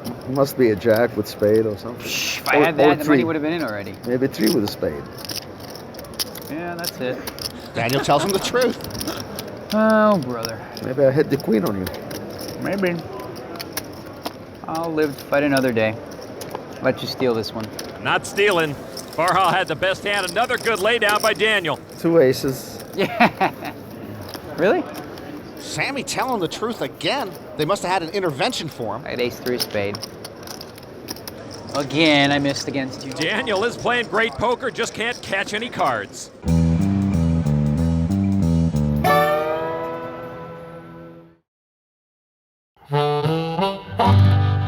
The 2005 World Series of Poker is presented by Milwaukee's Best Light, brewed for a man's taste, Miller Brewing Company, and in part by New Degree for Men. With twice the protection you need, it won't let you down. And Harrah's Entertainment, home of the world's richest poker tournament. Welcome back inside the Rio Poker Room as this session of the main event continues. Dutch Boyd is all in, and his opponent looking at, he's fingering pocket sevens right now. I think he has a pair. I think it's Doesn't want to play. And he will fold to Dutch Boyd. Is Dutch going to show us what he had? No, he does not. Doesn't need to. Can just gather back in his chips. So Dutch Boyd continues his winning ways here in the main event. Men, the master is all in as well versus Chuck Thompson. Thompson we saw finish third in a no-limit event earlier in this World Series. Flips over his cards, and the master sees the bad news as he is an early victim of this year's main event. The master finished fourth in '96 main event, but he goes out early this year. And Men now has plenty of time to go check on his many, many pupils who are playing in this main event. Back to our featured table, and what a wild and often frustrating ride it's been today for Daniel Negreanu. And there you see his entire chip stack, one pink chip worth 500. When you just have one chip left, you really shouldn't be that cavalier with it. I know he's not familiar with this. I know you could lose it really in a hurry. You should listen to me. You understand that concept of one chip only? Well, Daniel's got one chip, he's got a chair, and with his skills, he's certainly got a chance. Action back underway. Sammy Farha folds. Over to Bruce Simberg. And pocket kings. Make it a big one. 9 million. 500. That's all Daniel's got left. Daniel, pocket sixes. I wanted you to make it bigger, scare all those guys out. Oh. That means Daniel's going to go in, and he'd prefer it to be heads up. I'm in there. A slam dunk. The swoop move on his all-in. At least he always has fun at the table. Oh, there's trouble. Andy Wynn with pocket aces. Trouble for Negreanu and I Simberg. wish I could raise. I don't want to lose it, Daniel. I want you to win this one. Ooh, this could be really bad, or really good. And a raise from Andy Wynn makes it 2,500. Well, Daniel now wants Simberg to go out because he wants to go heads up against somebody with the small pocket pair, cut down the competition. But with his king, Simberg's not going anywhere. Daniel is running third here, Lon. Third doesn't pay. He's going to have to improve. And now the flop with three players. And an ace, nine, deuce, another ace for Andy Wynn. Oh, and for Daniel, he would now need running sixes to stay alive here, else his World Series main event is over. 1,500. Simberg bets 1,500 with his kings. This hand all but over from Simberg. He's betting, and he gets a smooth call from Wynn. Negreanu needs a miracle on the turn. It's another deuce. Wynn gets a full house. Negreanu and Simberg are drawing dead. Yeah, last year's Toyota Player of the Year here at the World Series is now out of the main event quickly. And again, Simberg betting with his kings. 1,500 to Wynn, who makes another smooth call. Daniel figures it's bad. He just doesn't know how bad. Now a seven of spades on the river. What a tease. Well, Daniel thought it might have been a six to give him sixes full, but it didn't matter. He can't win. Simberg finally checks over to Wynn, who goes in for 2,000. I call. And Simberg will lose to Wynn's aces full. Oh, well, it wouldn't matter. And Wynn, in the process, knocks off Daniel Negreanu. Oh, well. Daniel had the right idea, accidentally coming late. If he showed up now, he'd still have chips. Sam Farha didn't put the final nail in Daniel's coffin, but he was the cause for much of Daniel's troubles. Wow. And Daniel Negreanu's 2005 World Series ends on day one of the main event. And there is Phil Hellmuth stepping away for a moment for a quick visit with his closest confidant and wife, Kathy. Phil, of course, going for his second main event bracelet. And this year the odds are a little longer than they were when he won it in '89, Norman. A field of 178 that year. This year with a field of 5,600. During the course of the week, you might have to go all in 10 or 15 times. Imagine picking a coin correctly, head or tails, 10 or 15 straight times. That's how lucky you got to get to win this thing. 10 players at this featured table. This is Anders Rosander from Sweden, his first World Series, and on the Milwaukee's Best Light pocket cam, he's got suited cards, ace-3. There is apparently no dress code here this year. Rosander calls the big blind. Blinds are at 100 and 200 right now. Over to John Linehan from Maryland, also in his first World Series, pocket 5s. And Linehan throws out the 200 chips. Action on Bruce Seligson from Mission Viejo, California. A couple of hearts, 8-5. This is a no-limit tournament, of course, $10,000 buy-in. And Lon, it's staggering to look at the unwashed masses in this room, and I believe I owe money to at least half of them. You better hide. Phil Hellmuth with pocket 3s makes the call. Next to act, Dan Baldev from New Jersey. Part-time pro, part-time insurance broker, ace-king offsuit. Raise. And he's going to raise it up with his ace-king. And that should get rid of a lot of the hitchhikers. A lot of motley hands being thrown in now. Dan made it 1,100. Rosander gives it up. Linehan folds. Seligson kicks in his cards as well. How much, 9? Not 9. 11. 5,000. I understand. Phil understands. Phil asking for a count of Baldev's stack. I'd check. Phil checks in the dark. Classic coin flip to the flop. The small pair versus the 2 overcards. The flop comes out 7, king 6. Baldev hits his king on the flop.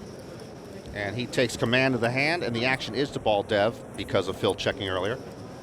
And Baldev will check as well. Oh, he sneaks a peek at the monster to his right.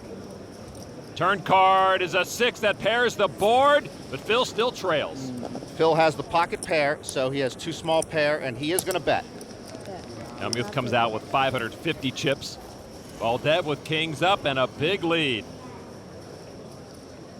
Baldev says he makes as much money from poker as he does from insurance, but he's usually not playing against Hellmuth. He makes the call there. And now our river card is a jack. Baldev earns the check mark. His kings up are best. Phil checks. 20 years ago, that was the most in-style shirt ever. Baldev bets 2,500. I think he's addicted to looking at Phil. Hey, I've got a picture of Hellmuth on my nightstand. Phil now in a quandary. You can sense his frustration. You didn't go crazy with ace-queen, did you? No, I don't think you did.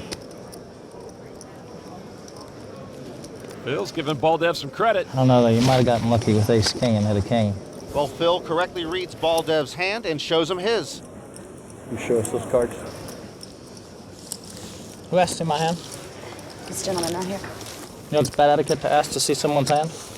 That's Mike Klein's stub. He is within his rights. If you show one player, then it's not bad etiquette to ask. So just go ask the other top 10 players in the world and they'll all say it's bad etiquette, all of them. Veteran Brent Carter knows the rule. Show one, show all. It wasn't until the last few hands that I realized he is on a mission. You want to give me all your chips? Obviously. Well, Dan Baldev's going about it in an odd way by taking Phil's chips. Well, Phil's giving lessons to the players here at our featured table. The potpourri of human characters in this big room is fascinating to watch as they all seek fame and fortune. No, no, no! Well, there is former actor and comedian Barry Paskin, originally from London, now living in Sweden. No! I think he's all in. No! No! Yes! Okay. Sweet memories of my first honeymoon. I think Barry survived his all in. At the quieter end of the room, we see William Rockwell. William lost the use of his arms in a motorcycle accident in 1990, but that has not stopped him from doing what he loves, including playing poker. William plays not with his hands, but with his feet. Looks like he's going to sit this hand out. We'll check back on him as we head back to our featured table. Hard to believe, Lon, someone is eventually going to walk out with $7.5 million pre-tax. That's about 1.5 net, right? There's Steve Stolzman with pocket 9s, a firefighter from Sheboygan, Wisconsin. Phil Hellmuth, originally from Wisconsin. One of his many nicknames is the Madison Kid. Pocket jacks. How deep are you? 5, 6, 7, 8, 9. It's as if every new player goes through a job interview process when in a hand against Hellmuth. exactly what he wants to happen, I think. He wants to take control of the table, intimidate you. He calls Stoltzman's bet, and we will go to the flop. Hellmuth a 4-1 favorite. And now the flop. 8-7 jack. Phil Hellmuth with a set of jacks, all diamonds on the board. Stoltzman checks. And because those diamonds, I don't think Phil's going to slow play. Well, he is going to check. I didn't think he'd slow play because there's a diamond draw out there. And there's another 8. Hellmuth now with a full house and unbeatable cards. The diamonds don't matter anymore to Phil Hellmuth. Stoltzman checks. Phil now reaching for chips with his full house, and he comes out with 900. It's a bet designed for a call. He doesn't want to lose, Stoltzman. Stoltzman's got a straight draw along with his pocket nines. Well, he got the call from Stoltzman. Now to the river. And another jack. Quad jacks for Hellmuth. And Stoltzman again checks. And once again, Hellmuth trying to figure out how high he can bet in which he might get a call. Phil's figuring on 3,000. Stoltzman, of course, winds up with just a 2 pair. To call this bet, he'd end up having more than half of his chips in this pot. And he folds them. Buddy, I didn't have much. Don't worry about it. As usual, Phil can't restrain himself. What's the second nuts? Somebody tell me the second Four nuts. jacks. Four jacks. Okay. 4 jacks it was. All right. Phil positively giddy, like he's never seen quad jacks, but he wins the hand. The 2005 World Series of Poker is presented by Milwaukee's Best Light, brewed for a man's taste. Miller Brewing Company, and in part by Levitra. Ask your doctor about it today. Levitra, when it counts. New degree for men with twice the protection you need. It won't let you down. And Harris Entertainment, home of the world's richest poker tournament. The World Series of Poker presented by Milwaukee's Best Light. The main event. Part of the huge growth of poker has been the increase of the number of women playing the game. This year, 601 women entered the main event, up from 201 last year. And of course, they are worthy players, as we have seen. Out in the field right now, you see Annie Duke won her first bracelet last year and then went on to win $2 million for taking the Tournament of Champions. Lon, I believe a woman will win the main event before a woman wins the White House, because men won't vote for a woman for president, but out here it's all skill, baby. And Cindy Violette has a lot of that. She's had a terrific World Series so far this year, made it to 3 final tables, a candidate for Toyota Player of the Year. And one face you may not recognize, but you might recognize the name. That's Olga Varconi. She is the wife of 2002 main event champion Robert Varconi, who was knocked out of this main event earlier. Robert has seen Olga collect a pretty strong chip stack to this point, but she'll fold here. 2001 champion Carlos Mortensen's wife Cecilia also has become an accomplished player. Well, maybe Phil Hellmuth trying to take a page from that lesson book, because he talked his wife Kathy into playing into the ladies' event this year. And there is Kathy Hellmuth, the wife, doctor, and mother of 2 here supporting Phil. What kind of doctor is she? Psychiatrist. Seriously? Don't say anything. Are you serious? Yeah. That's beautiful. What does he need more than anything else in the world? Come on, man. If you're a poker player and you got to be married to a psychiatrist, yeah. Absolutely. Phil's been married for a long time. 17 years, and I'm still crazy in love. Phil always credits his wife and family for helping him keep his crazy life in order. Poker does look very glamorous, and I'm very blessed. But, you know, I have a wife and 2 children, you know, that I remain honest and true to and keep number 1. The fact that I'm true to my wife, that I'm true to myself, has allowed me to go a lot further in life than I would otherwise have been able to go. Last year, even with his family's support, Phil had a tough run at the World Series. The 04 World Series of Poker, Phil Hellmuth was totally out of sync. I didn't self-destruct as much as you all think. This year I'm flowing, man. I mean, I'm flowing. Look for me in the main event. Mark my words, right here, right now. Start with 10,000 in chips, and it's just going to be tough to beat me. I'm doing a lot of things well. I'm playing so good that I expect to be really deep this year. Period. Phil loves to say he's blessed, and indeed I'd say Phil is pretty blessed to have a wife that will listen to him all day long. Does she prescribe you your Prozac? I don't take anything. She gives him the Levitra. What do you mean Prozac? Thank you, Dennis January, for the sponsor pop. And are they blushing? Phil's blushing. There is Bruce Seligson.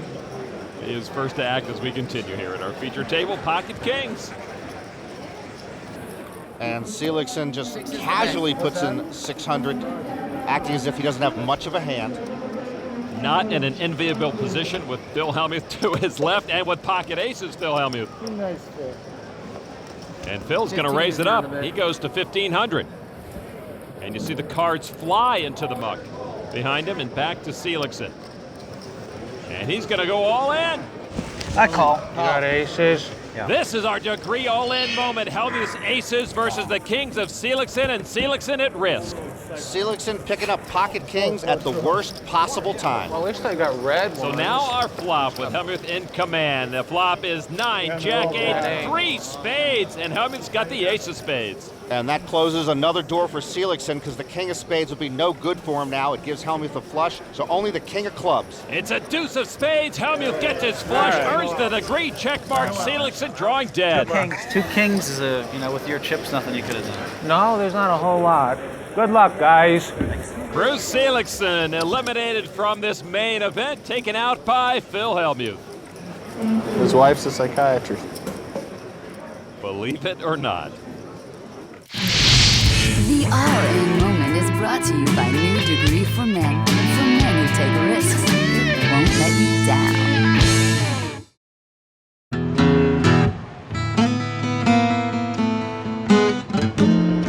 Welcome back to the main event. Among the top players out there, Poker Pro Phil Gordon says there are two kinds, those with bracelets and those without. Phil is currently one of those without, and he's running short on chips right here in the main event. Another top player looking for his first World Series win is Adam Schoenfeld. How's this guy a top player? On his baseball cap there, he's got like a poker cheat sheet. Adam also happens to be one of the most opinionated players in the game. No matter what the subject, Adam has something to say about it.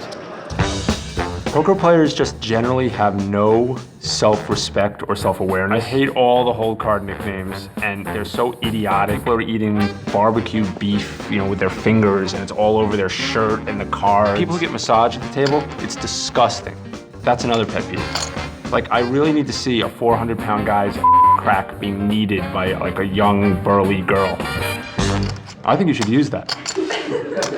But when it comes to letting his cards do the talking, Adam Schoenfeld has not had much luck at the World Series. I'm tortured in terms of poker right now. I've done really well in all other tournaments, but at the World Series, I don't know, there's something about it.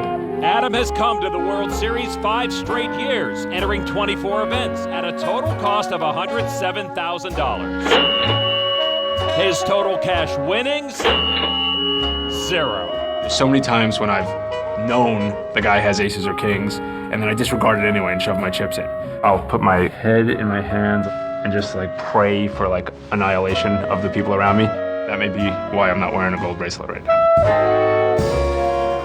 If they gave out gold bracelets for being flat out funny, Adam Schoenfeld would have more than all other poker players combined. He just cracks me up. It's thrilling over here. You don't have a sponsor? I'm like Mr. Excitement. High praise indeed from you, Norman Chad. Once every few years. The blinds have been increased to 150 and 300. Action over to Anders Rosander from Sweden, a former bartender. Aren't all guys former bartenders, Norman? I wouldn't know. I haven't had a drink since Prohibition. Pocket Queens raises it up to 900. Players behind Rosander muck their cards over to Phil Hellmuth. Phil's got an offsuit, Jack 10 in the big blind. And Phil makes the call. Rosander in the lead with his queens. Check it. And Phil again checking in the dark. And now our flop. The flop is 10-3 ace. Hellmuth pairs is 10, but still an underdog. Action to Rosander. And he's a little scared by the ace on the board, so he'll check. Turn card is a 6 of clubs. No help to Phil. Check it. Action on Anders Rosander, and he comes out with 1,100 chips. Well, now he figures if Phil had an ace, we would have heard from him by now, so he bets and Phil calls. River card is another ace. Aces up for each, but Rosander gets the check mark. He's got the best cards. Phil checks. Rosander tosses in 1,000.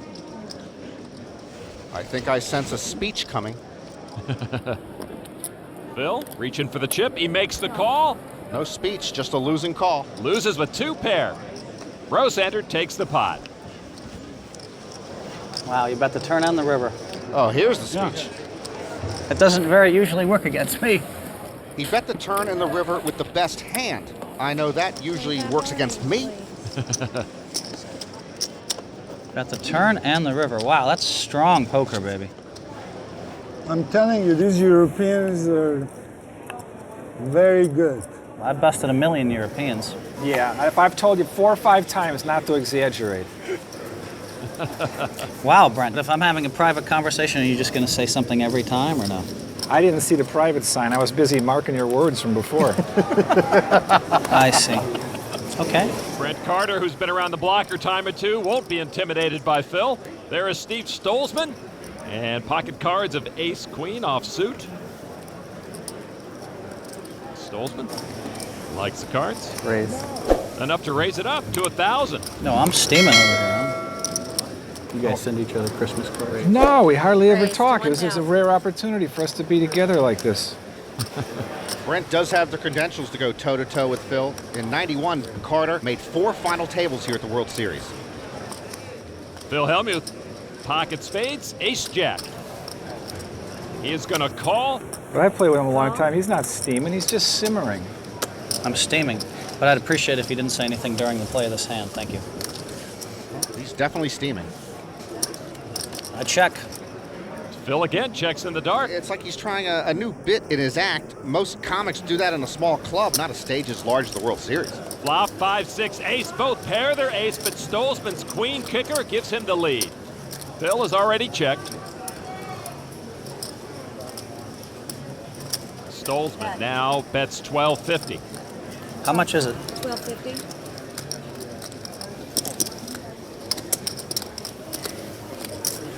Phil makes the call. I check. Another check in the dark. Turn card is a jack. Now Phil Hellmuth takes the lead as he pairs his jack. Ace is up. Hellmuth gets lucky there on the turn. Stolzman gets very unlucky as he will go all in for his final 5,000. All in, right? And Phil with a quick call flips over his better cards. Stolzman sees his lousy luck. I guarantee you if the shoe were on the other foot here, that would be one loud foot whining about a bad beat. Stolzman needs a queen and a queen only to stay alive. It's an 8 of clubs, a blank. Stolzman loses his bid to double up and is instead eliminated from the main event. Once again, we say it, Phil Hellmuth does the deed. You see, you don't want to get him upset. He butts people Yeah, I when he know. gets upset. I didn't mean to get upset. I was just... I'm absolutely on steam right now. You got me all steamy, Brent.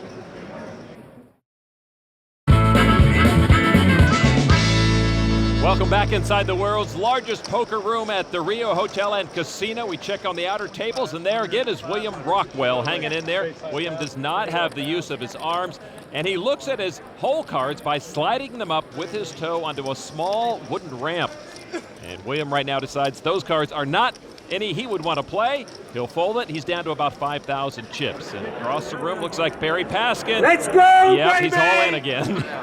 Let's do it! If I go, at least I go down like a... Ooh, you can't say that. Let's do it! That'll be a penalty. Should I stay or should I go now? I'm staying! He's still in it. I can't believe I've been complaining about cell phone use at poker tables. This is unspeakable. A bit of a quieter personality is Olga Varconi, continuing her run here at the main event. Her husband, 2002 main event champion, Robert, still standing nearby. We've had husband and wife bracelet winners here at the World Series, but Robert and Olga would love to be married main event champions. I think Olga has the potential to win this. I would say she's playing perfect poker. I feel like I'm in control of myself and control of the table. Plus, the presence of Robert really helps. In the 2002 main event, Robert found himself the last man standing, and Olga was there to help him celebrate. I couldn't have won the World Series without her. I mean, it was the moral support and calmed me down, and it was just her companionship and everything. I couldn't have won it without her. There's no way. This year, the roles are reversed, and it's Robert's turn to be cheerleader and coach. We've been preparing for this World Series since the last one ended a year ago. Every day, we've been discussing strategy, and it's like constantly, oh, by the way, don't forget to do that. They're confusing me with somebody. I just love watching her play and watching her survive, and I hope it holds up. And you may notice the earrings that Olga is wearing. They are actually made out of some extra links from Robert's 2002 main event bracelet. And Olga trying to get her own main event bracelet here this year, but she'll sit that hand out. Back to our featured table, and as the field shrinks here in the main event, players are shuffled from table to table. The only two remaining from our previous featured table, Phil Hellmuth and Dennis January in seat number 2. January on the Milwaukee's Best Like Pocket Cam Ace 10-off suit. As you know, Lon, I don't think you can win at this level wearing a striped shirt. I know that very well. I go vertical at least, I think. January's 1,700 chips. Over to Hellmuth. How much more is it? Ace Queen. $59.75. $59.75. Sounds like he wants to put January to the test. I'm gonna raise $59.75. Raise. Should he decide to call, that would put January all in. But before he has to make that decision, we see Frank Passantino, 71 years old, with pocket queens. Looks like he's from the old country, Lon. Originally from Sicily. How much is that? That's the old country. That is indeed. Lives in Garden City, New York. 76. Total, $76.75. Call. Quick call from Frank. What I'd step into.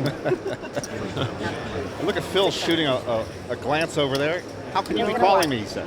76.75. Frank trying to get the bet right. He's in the process of calling. One pink. That is the longest call, I think, in World Series history. And Phil looking at him the entire time, either trying to pick up a tell or letting him know, you're calling the great Santini. Do you understand? So it cost me everything else, right? Obviously. January. All right, Phil. Ace 10 off suit. He gives it up. So it'll be heads up. Frank Passantino with his queens against Phil Hellmuth with ace queen. And now our flop. 5, 3, 6. That does not help Phil at all. He will check. Oh, Passantino checks. I would have bet there. What's he afraid of? Phil usually plays premium starting cards. That flop had to miss him completely. 3 on the turn didn't help Phil, but he bets 3,500.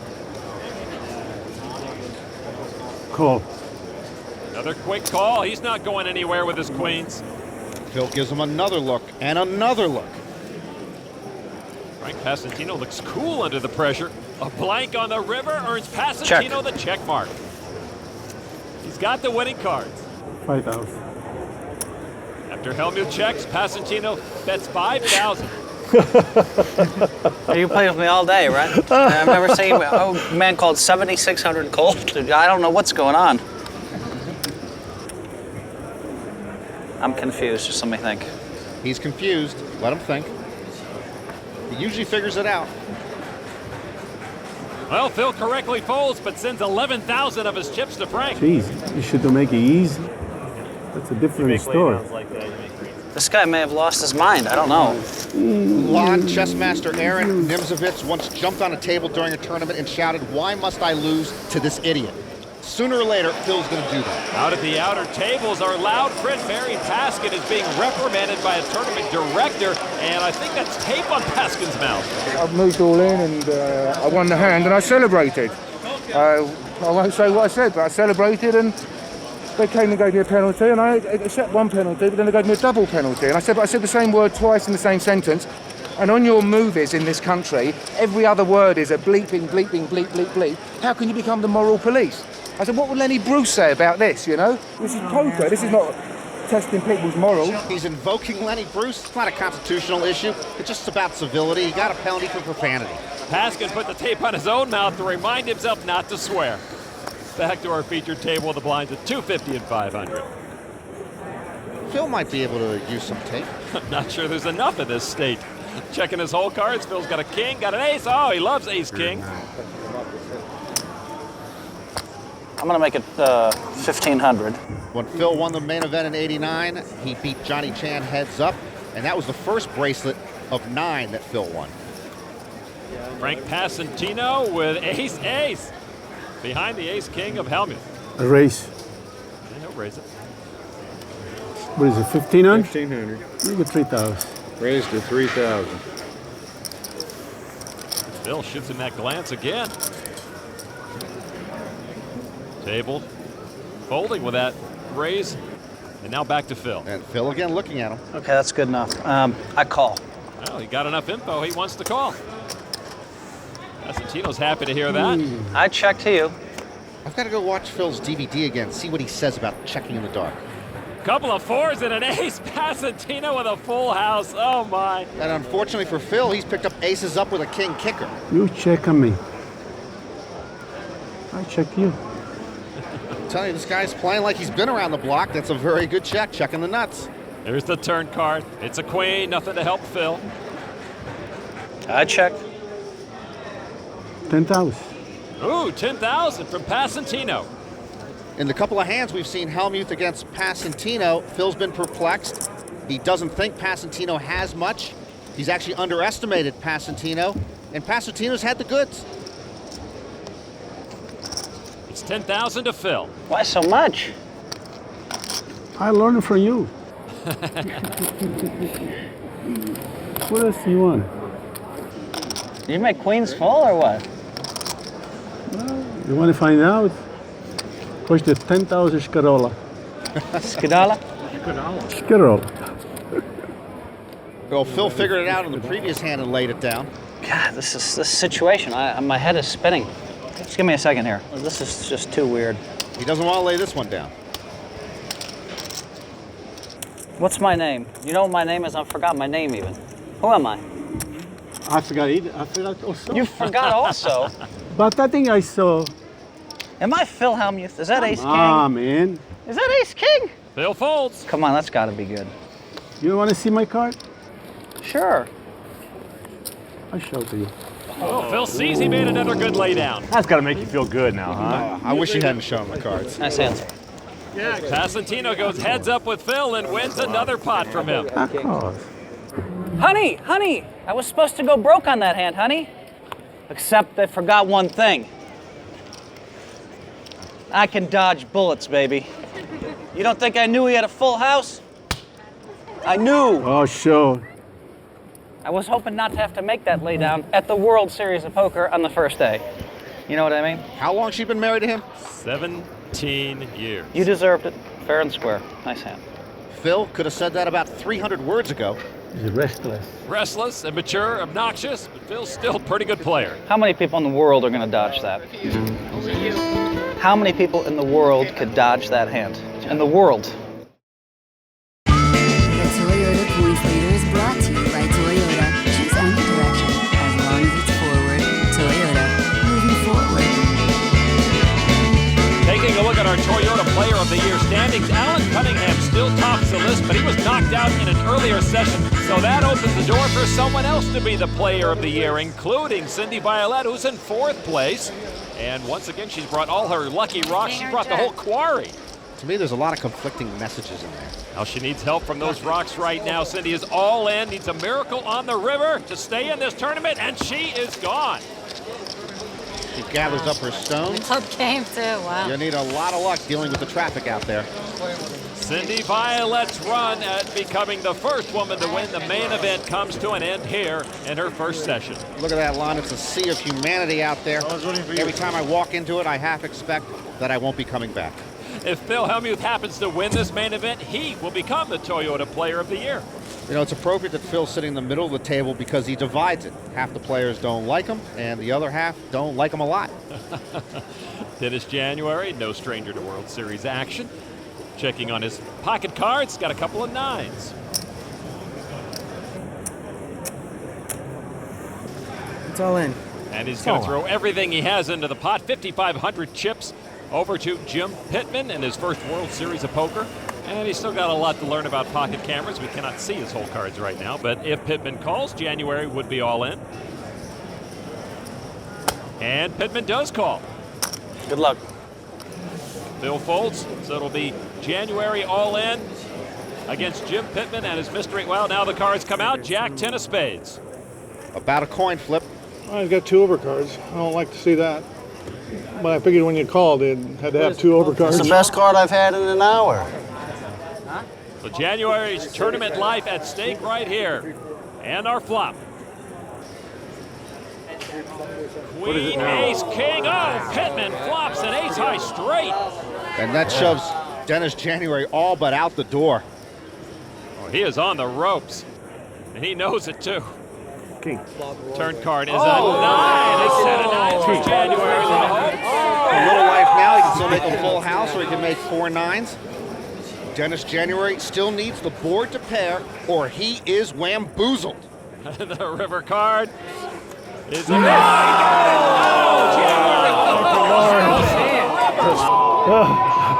Thank you, Lord. From the heavens. One player elated, the other one dejected. Pittman flopped a Broadway straight, and then January got running cards to win it. What a terrible beat that is for him. Terrible. That's not a bad beat. It's not a bad beat. Sure it is. How was that not a bad beat? How was that not a bad beat? No offense, but you were an underdog when the money went in, right? Phil's actually right. I don't know if he wants to stick his nose in right there.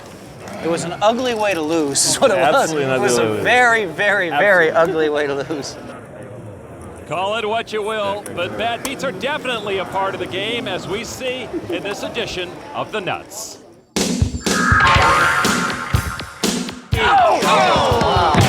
And with this many people in the field, there will be a ton of bad beats. You got lucky. Bad beats are sometimes tough to take. I can't take much more of this. So you have to get them out sometimes. Why do I get deserve this? When someone tells me a bad beat story, it's the most annoying thing. Queen, queen, king, ace I have, and it comes king, queen. And it's so scary. I just want to take people's heads and smash them into the felt when they're telling me a bad beat. No one cares. Go tell your mommy. Even your mommy doesn't care. Well, your mommy might not care, but these guys do. Stu and Dave Serafew are a couple of dealers who, instead of dealing the bad beats at the World Series, have been offering players a sympathetic ear. If we'd had a nickel for every time we heard a bad beat, we'd be rich. It's just been a fun thing. Let people blow off a little steam after getting busted out early. People want sympathy, and I think that's why they tell bad beat stories. Next card's the king of hearts. Royal flush. That's a bad beat. I think it's because they want to convince other people that they played well, and the only reason they didn't win is because they got unlucky. Hit a 1-outer on me. Damn near busted me. Come on, stop. I don't want to hear any more of your bad beat stories. That was a good story. That's the nature of the game. It's going to happen. If they take a beat, take it like a man. Your turn is next. Step right up. My best bad beat story involves a bird cage and a tow truck. Norm. No, thanks. There's William Rockwell on the outer tables. He is looking to dish out a bad beat on his opponent because he's all in and trailing in this hand. And he does not like what he sees in his opponent's cards. And now the river card. Woo! Oh, and he got his card and wins the hand on the river. Woo! Yeah! Thank you. Thank you. Woo! Sometimes a bad beat can feel pretty good. That's about as much emotion that you will see out of me. The World Series of Poker presented by Milwaukee's Best Light. Main Event. Welcome back inside the Rio. We know there are a lot of players here, but the number of spectators is amazing. Jim Pittman looking at King Jack suited in hearts. To the small blind. Right. He's going to raise it up to 1,200. His next door neighbor, Phil Hellmuth. And an ace. Another ace-king for Phil, unsuited. Don't talk while you're eating. Please don't talk while you're eating. Make it 32. That's okay. He raised it up. Nobody else wants to play. The raise from Hellmuth back to Pittman now. All in. Wow, that's over 16,000 more chips, and Phil's right there. Phil literally couldn't wait to put his money into the pot. Phil flips over his leading ace-king to Pittman's king-jack. As quickly as Phil acted, as if he knew he would have Pittman dominated right there. They share the king, and Phil's got the better kicker. And now our flop with Pittman in trouble. 4-4 deuce, one heart only for Pittman in there. Pittman is all in, and he's in big trouble right now. He's running hearts or he'll need a jack. Turn card, 9 of clubs. Ace-king for Phil still holds up. And the day growing short for Jim Pittman. Pittman will need a jack and a jack only on the river or his main event is over. And now the river, oh, it's a jack! That is a bad beat as Pittman steals the pot. This frickin' donkey stuck 15,000 with king jack. I mean, the guy can't even spell poker. I re-raised to let him know what I had. You peel the king off, the jack off for the sucker. You don't know how to fold a hand. Some of the worst players in the world. I can't believe this is the World Series of Poker. Yeah, go figure, huh? I threw away all those hands just to make it look like they could move in on me. What a terrible play. If I ever stick all my money in with king jack, but of course that'll never happen in a million years. Yeah, I've seen worse. Not from me, buddy. That's why I'm the 9-time world champion of Hold'em, because I always have the best hand. You found a jack for the live one, huh? Phil said, this guy can't even spell poker. Where else could I get more out of my entertainment dollar? Come on. You know, hon, come on. Looking for help from his wife, Kathy. The guy's trying to catch a flight. What a crybaby. He's just sick. Let it go. That's, you know, you're not out. Right? You're not out. You're not out, and everything can turn around, but you gotta let it go. Otherwise, you know, you're not gonna give yourself a chance, right? This woman is a saint and an angel, and I hope she charges him a good rate. Well, we'll get back to that adventure series. That is Phil Hellmuth in a bit, but first of all, in the outer field, well, Barry Paskin still taped up and ready to gamble. I'm all in, come on, baby, and I'm not gonna swear. I will not swear, ladies and gentlemen. Wish me luck. Thank you, people. Well, I knew you had. No, yeah, but you know. I got aces, man. I got broke legs. If you get a 4... Yes! Yes! For the record, Barry Paskin is still in. We're still in! We are still here, people! Thank you, brother. Did I mention that this is unspeakable? Well, judging from the sound of the dying applause, Paskin may be wearing out his welcome. Meanwhile, across the room, another outspoken player, Adam Schoenfeld, uncharacteristically quiet, but letting his chips doing the talking. He is all in. You see, Adam starts to disrobe as the day wears on. It's never a good sign. He has turned up the heat on his opponent, and Schoenfeld's opponent will fold. So Adam, who has not cashed in 5 years of World Series experience, still alive here. Maybe his luck is changing. Who knows? Got that hangdog look, though. Adam, you gotta play like a winner, act like a winner, dress like a winner. Phil Hellmuth still absent from the featured table. They'll take the blinds from his chip stack as the button moves around. We've got a whole table full of people that don't know what they're doing. Well, even though they're taking the blinds from Phil, it might be worth that price just to try to blow off this steam.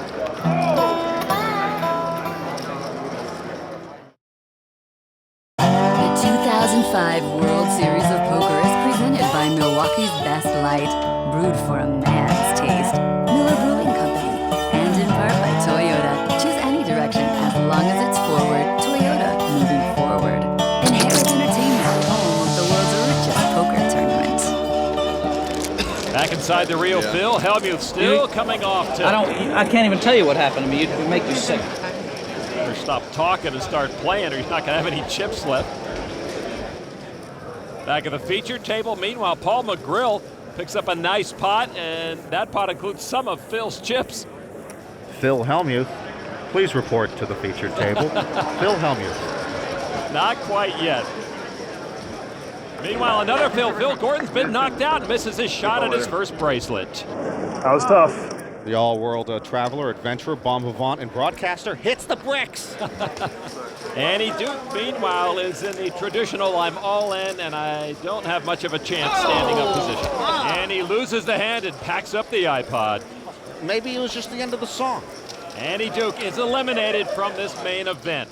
But the hopes of newcomer Olga Varconi becoming a world champion are still alive. And husband Robert is still watching. Can't they at least get him a chair? He's been good luck right there. Look at the chip stack Olga has. She's playing some good poker right now. Meanwhile, back in the featured table arena, Phil Hellmuth getting close. Should I go back and play? It's the final okay from Coach, and Phil will saunter back to his seat here at this featured table. But he will find some familiar faces. Jim Pittman is there. Frank Passantino, who put a couple of hurts on Phil, are still around. And it is Jim Pittman who is the villain right now in Phil Hellmuth's life. Pittman will not play this hand, but Phil gets right back into the fray with ace-queen. Walked around for a long time to come back to a pretty good hand. And Phil's going to raise it up to 1,600. Over to Paul McGrill. Backgammon was his game of choice for a lot of years. Pocket sevens.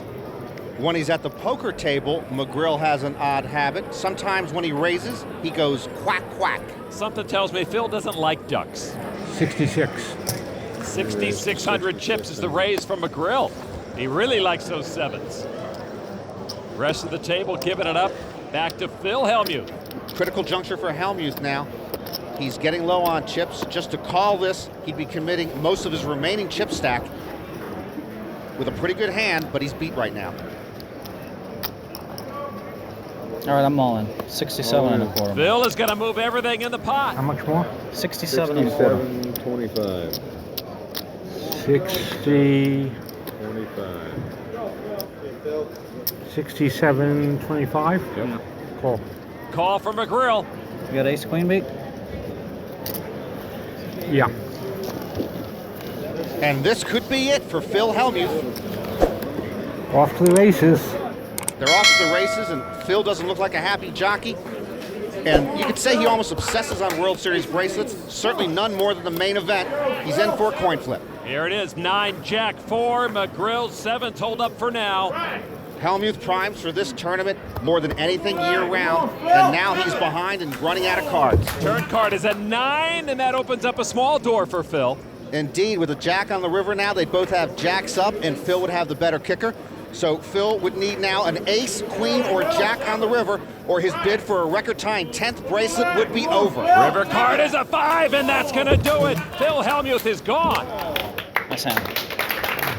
Paul McGrill puts the finishing touches on the 9-time bracelet winner. Hellmuth thought he was prepped for a run deep into this main event. There will be no run. That maniac put all that money in with 2 7s, honey. Did you see that? That maniac put all the money in with 2 7s. That's about the worst. That's about the worst hour of poker I've ever had in my life. I knew McGrill was going to go off like that too. 7s.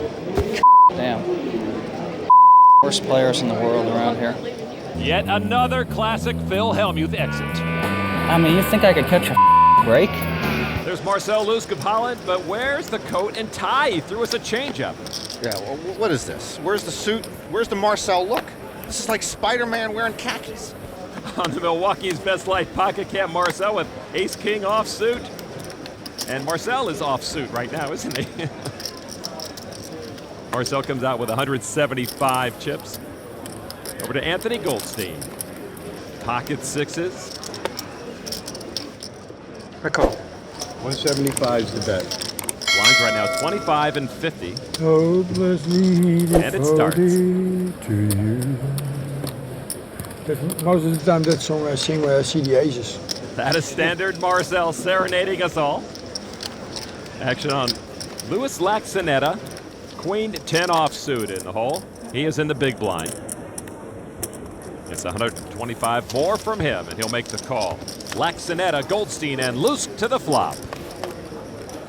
Flop is Jack, Queen 4, a couple of diamonds. Laxanetta pairs his queen. Goldstein, of course, still with the pocket sixes, and Marcel gets a straight draw. Laxanetta bets 200, bleeding the way over to Marcel. You sure that's the right color? Be careful with the pink ones. Here, I'll put these right here for now. Be careful with the pink ones. It's okay. Goldstein's going to fold. Where you go? I was counting it. Marcel's got to go heads up now with Laxinetta to the turn. And it's 3 of spades. No help for Marcel, who still trails. Laxinetta with a pair of queens, and he's going to bet. 250. Marcel. He's got one of those pink ones. It's worth 500 in his hand. Oh, he comes out with 1250. Boy, that's a frisky raise. The 3 didn't help him. When's the last time you saw a 3 help anybody? Laxinetta makes the call. He likes his queens. Now the river card is an 8 of clubs. Laxinetta's queens are good. He gets the check mark. He can only lose by folding. I check. To Marcel now, who does not check. 2,500 more from Lusk. Marcel's now put about 40% of his chips in here on a bluff, and a tough call for Laxinetta.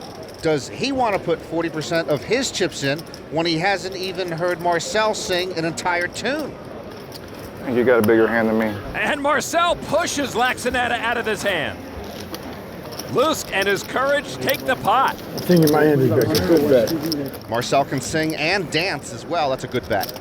And the buzz in this room, Lon, it's like bees to honey, and the honey is $7.5 million first prize. TJ Cloutier knows that better than anyone. 6 bracelets, but still looking for his first main event bracelet, but does not look too happy here. He's finished runner-up in the big one twice. 2 pair. I know I can beat ace-king with that. And TJ's playing 5 deuce. That sounds good. Oh, I finally got a quality hand. What do you want me to do? TJ Cloutier takes in some chips. TJ won his 6th World Series of Poker bracelet here in 2005. And Mark Safe went back-to-back. He won 2 bracelets this year, trying to add to his collection in the outer tables. I can't call you. Even though I got top pair. And if he were to win this main event for his 3rd bracelet, wow, what a World Series that would be. Nice play. Safe will not collect any chips there as he folds. There's Robert Williamson III, a very colorful player, also trying for his first main event bracelet. That's how I used to get dates. I'll show you mine, you show me yours, but it doesn't work that way anymore. Actually, it still does work that way, at least for me, with my baseball card collection. We will keep track of all those players throughout the day, but now back to our featured table. And 52-year-old Marcel Lusk from Amsterdam, Holland, looking at ace-queen now, offsuit. I'm going to raise it up, guys, a little bit. Still doesn't look right to me. He grabs his whole stack and then just throws in 175. Who is this? Robert Redford's stunt double in the Sting? No, that is actually Galen Scheidenhelm from New York. Don't blame me later. Jack 10 offsuit. I won't. Don't blame me later either, okay? Okay. He is a dealer and struggling writer. Somebody's going to get blamed later, guy, I guarantee you. And now our flop, ace, 8, king. Marcel with a pair of aces in that flop. Scheidenhelm picks up a straight draw, good shot. I check quick. All right. That's friendly. It's a friendly game. Both players check. Turned card. 7 of diamonds. Scheidenhelm still trails, but now he's got 2 cards that'll get him a straight. I'm going to check again. I change my mind. All right. Bet 300. 200? It's not a very big bet. And even though Scheidenhelm is just on the draw, he can get a good payoff on the river here if he calls his bet and hits his card. Marcel with the advantage with a pair of aces. Make it 250. Think that long, I make it 250. No. Yeah, I don't think you can do that. But since I hardly ever bet, I wouldn't know. Oh, I'm sorry. Dealer says, no, sir, you cannot do that. That had to be the slowest string bet in history. I'll chase you next time. Scheidenhelm will fall to Lusk. Is this a good card to have in this? It's a good card. Oh. You had a few dangerous cards that could come next, but it's a good card. Oh, the river card would have been a 7 of spades. Not too dangerous. Nope, that wouldn't have helped Scheidenhelm. I know what you were thinking, my friend. I know your thoughts were going like, I don't want to rob this man. Well, you're wearing the hat for it. I think any moment you could go like this and then, yeah, like that. A little bit Bonnie and Clyde style. More Bonnie or more Clyde? Oh, I'm looking for Bonnie. Marcel Lusk in a good mood and off to a good start here in the main event. The 2005 World Series of Poker is presented by Milwaukee's Best Light, brewed for a man's taste. Miller Brewing Company, and in part by New Degree for Men. With twice the protection you need, it won't let you down. Toyota, choose any direction as long as it's forward. Toyota, moving forward. And Harris Entertainment, home of the world's richest poker tournament. The World Series of Poker presented by Milwaukee's Best Light. The main event. Welcome back to the Rio, and you know, Norman, I think they could play this main event anywhere, a stadium, bull ring, convention hall, it would still be filled. And it looks like Phil Ivey's fan club has followed him here to the main event, or, well, at least half the fan club. Mel Humphreys, who's followed Phil Ivey around with his wife Pat the last couple of years, happily. And you could pick a worse player to have as your poker hero. Phil Ivey looking for his first main event bracelet, collects a pot right there. I just hope this guy's not with Phil when he goes to a tax audit. Howard Lederer working his magic during the early hours of the day. And a nice way to start with pocket aces. Howard Lederer against the pocket queens, and looks like he knocks out a player. I love Howard, Lon, but if you're 41 years old, you should not wear a hockey or basketball jersey to work unless you are a hockey or basketball player. This full tilt gear is preposterous. And like a lot of players, Howard rubbernecking, checking on other top players' chip stacks, and one of the best you'll ever see, Doyle Brunson, takes a pot down right there. What kind of player is he? He wins, everybody smiles. It's like a picnic here at every table he plays. Usually no smiles at this guy's table, the very volatile Mike the Mouth Matisow. Mike a little quiet right now as he collects the pot. Don't feel bad, I never get away with bluffing anymore either. Ah, there he goes. You're in the new age of poker. Nobody folds. That's right. I forgot to tell you, that's my only lesson for the day. I learned it about 2.5 months ago. I got out of jail 3 months ago. Unfortunately for Mike, he is not making that up. I said, oh, this is a new day and age of poker. It was a dark moment for Mike the day he went to jail. It was the dumbest thing I've ever done in my life. And I take full responsibility. You get a lot of money, and it's so easy to fall into the lifestyle. Before you know it, you find yourself going out, partying, doing things you're probably not supposed to do. I went out and picked up some drugs for a friend, and as it turns out, you know, the guy's an undercover cop, and I spent 6 months in jail. It was a pretty awful place to be. I would get harassed. I would be put in the hole. It just was the same thing over and over. But it made me a stronger person, you know. It made me more humble. It made me realize there's a lot more to life than just playing poker. I mean, your freedom is everything. George, nice to meet you. Nice to meet you guys. Dylan, nice to meet you. The old me just wanted to go out and party and have fun, and now the new me, you know, I'm doing good financially and I'm doing good mentally, and I move on from there. Going to flop the nuts. That's what makes a superstar, when you know you're going to flop the nuts. There's no chance of me going back to jail. I got a better chance of winning a poker tournament than going back to jail. I mean, and I don't know how much of a chance I got of winning a poker tournament. Matisow says he was humbled by prison, but from what I've seen at the poker table, he still seems to be very much the mouth that he has always been. Some people think any change will be a good change for Mike. I am very rocky today, boys. Very rocky. Referring to the fact he's playing tight. Very, very rocky today. It's the new Mike. I no longer ever am action. Rock. New Mike would love to avoid the famous Matisow blow-up he is so famous for. Back to our featured table, 10 players. The blinds have changed to 50 and 100, and players do shuffle in and out as the field shrinks. Gavin Smith has joined our featured table now. If this is what Marcel's going to wear, why doesn't he just put on a muscle shirt under a jumpsuit? I'm not happy. Don't do it. You're not happy. No. Lusk is happy with ace-king. He's going to raise it up to 700. Ace-king again. Action over to Daniel Bergsdorf from Sweden. Pocket fives. a raise to Daniel, and he will make the call.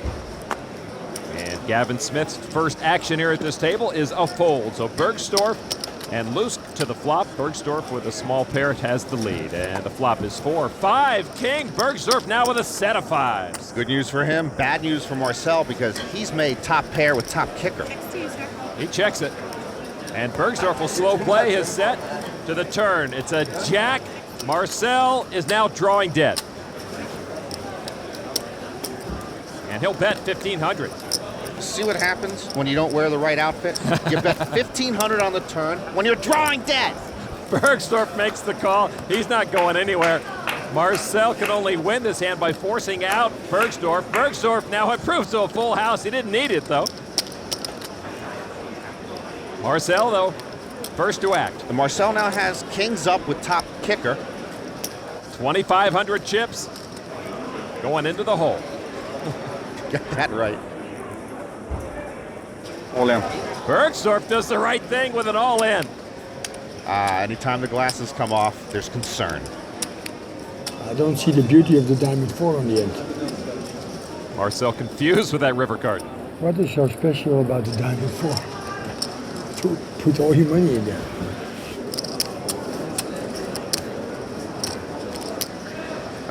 Marcel smartly sees the beauty of the fold.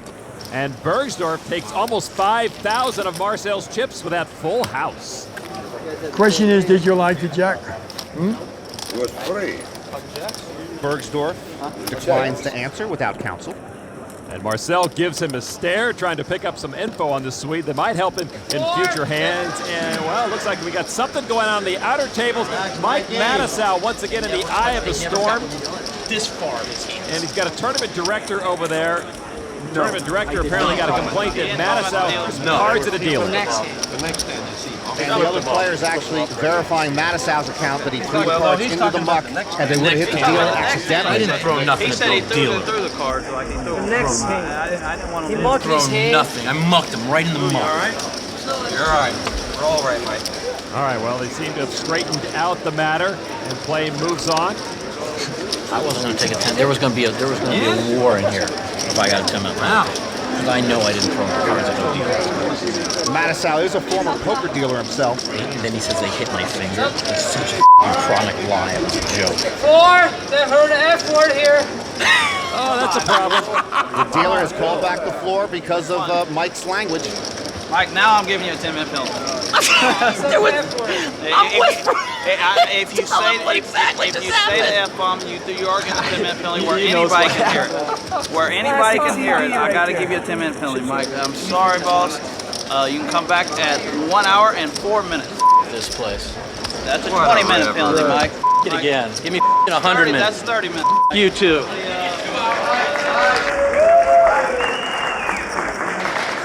This is the new Mike, same as the old Mike.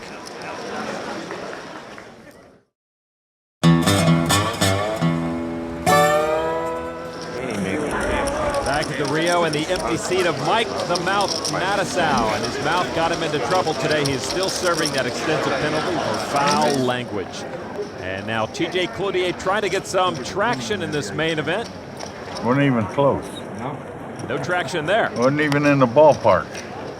TJ Cloutier still searching for his first main event title. There's a man who's got two of them. Doyle Brunson won at 76 and 77. He too does not seem too happy. He'll fold. Doesn't seem to have a lot of chips there. Doyle also doesn't seem to have something else he loves. Oh, there it is. Howard Lederer's got his hands on Casper. It is Doyle's lucky charm and card protector. Howard trying to bring some luck his way. Sorry, Dolly. In fact, Howard has gone to great lengths to make sure that one day Casper will be all his. About 10 years ago, I came up with this little card protector, and it's got the picture of Casper on it. And I got real lucky. Doyle was on a particularly lucky streak, and everyone was giving Casper the credit. And so I started renting him out to players. For $200, you can have him for 30 minutes. And Howard said, what are you going to do with him? I just sort of brought up the idea. I said, Doyle, I mean, once you're gone, what's going to happen to Casper? So Howard said, well, I'll buy him from you, and you can keep him until you die. And I said, okay, well, you give me. I offered him $3,500. And he wound up giving me $3,500. And he said, you have to put me in your will as the heir to Casper. So I said, okay, and I did that. I went to the lawyer and I put Howard Lederer in there that when I die, he gets Casper. I do feel privileged. I mean, it's the greatest poker player in the world. It's his lucky charm, and it's a piece of poker history. The fact that I'm going to end up with it is kind of cool. This is why you root for these guys, Lon. Howard's respect for Doyle, Doyle's ability to react to the situation in a wonderful manner. But if that thing ever ends up on eBay after Doyle's gone, I'm coming over to Mr. Lederer's house with a posse. Why don't you just bid on it? I don't have that money. Oh, okay. Well, Casper's back in the hands of Doyle, and Doyle wins the hand. Who knows? Maybe it is lucky. Back to our featured table. We talk a lot about Dan Harrington's great feat the last couple of years, finishing 3rd and 4th against massive fields. Marcel's not that far behind. 2 years ago, he finished 14th in the main event. Last year, he finished 10th.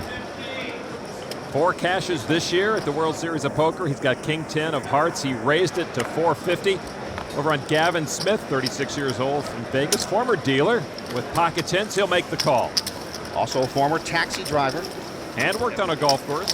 Got the training for the taxi driving by driving in a little cart that picks up the golf balls of the driver. The flop comes out 8, ace, 3, couple of diamonds. Smith's 10s hold up for now. Marcel first to act with 700 chips. Marcel always aggressive, and aggressiveness usually pays off in no-limit hold'em. He's called immediately by Gavin Smith. Gavin Smith with a big advantage right now, going to the turn. And the turn card is a king of diamonds. Marcel in the lead now with a pair of kings. Gavin Smith picks up a diamond draw with his pair of 10s. Marcel bet 700 after the flop, and he checks the turn. I don't understand that. He puts on the brakes here. I tell you, it's the outfit he's wearing. But Smith does bet 1,600. And Marcel pauses. Well, Marcel now with the better hand with the pair of kings. But he has misread Gavin's hand, and he mucks his hand. Wow, so Luce gives it up. Smith takes the pot. He had a pair of 10s, and he was on a diamond draw. And the rabbit cam shows the would-be river card was a diamond. Smith would have made his flush on the river. Well, Marcel may be smarter than we think then. But no, he doesn't know that's going to come. He's not smarter than we think. As it turns out, a lucky laydown by Marcel Luce.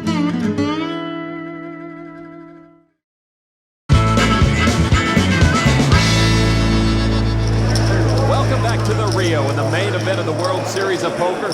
This event always brings out a cast of characters, and this year is no exception. We've got cowboys, connoisseurs. That looks like a perky, full-bodied red for the Mustang Valley.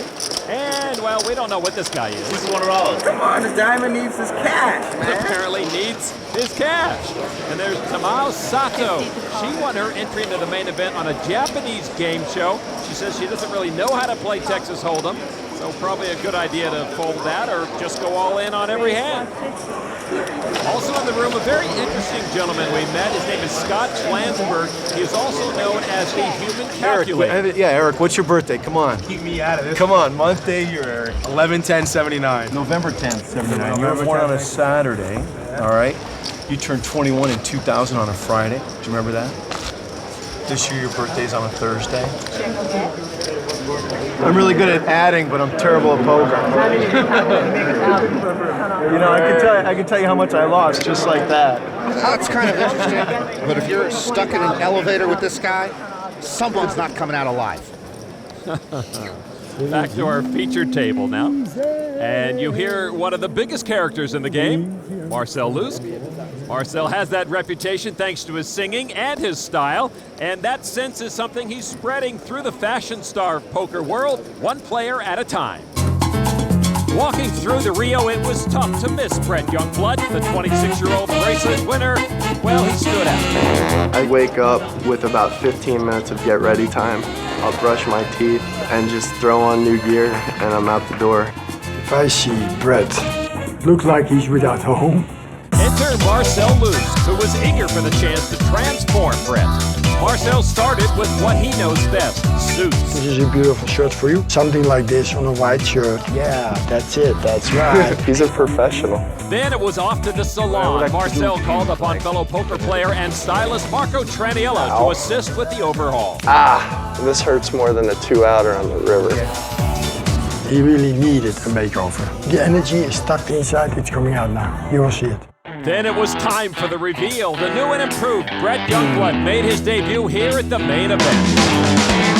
The psychology behind is like they take him more serious because you mean business. Unfortunately for Brett, the improvement did not carry over to his poker game. He was eliminated, but he looked marvelous doing it.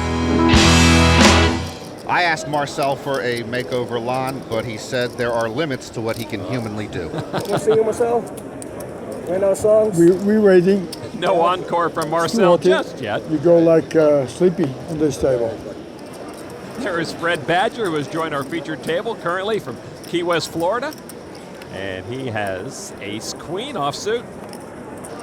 And Fred Badger reaching for chips. He'll come out with a bet of 600. He's semi-retired after selling his vending company earlier this year.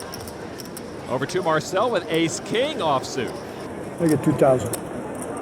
Big raise, 2,000 from Marcel. That is a big raise. The blind's just 50 and 100 right now. How much you got there? About 7,500. Badger asking that leading question. All in. And Badger will re-raise to try to put Marcel all in. This is not a no-brainer for Marcel. He's got a lot of chips left. He probably's got to put his opponent on a pocket pair. Do you want to be in a coin flip for the rest of your chips? Okay.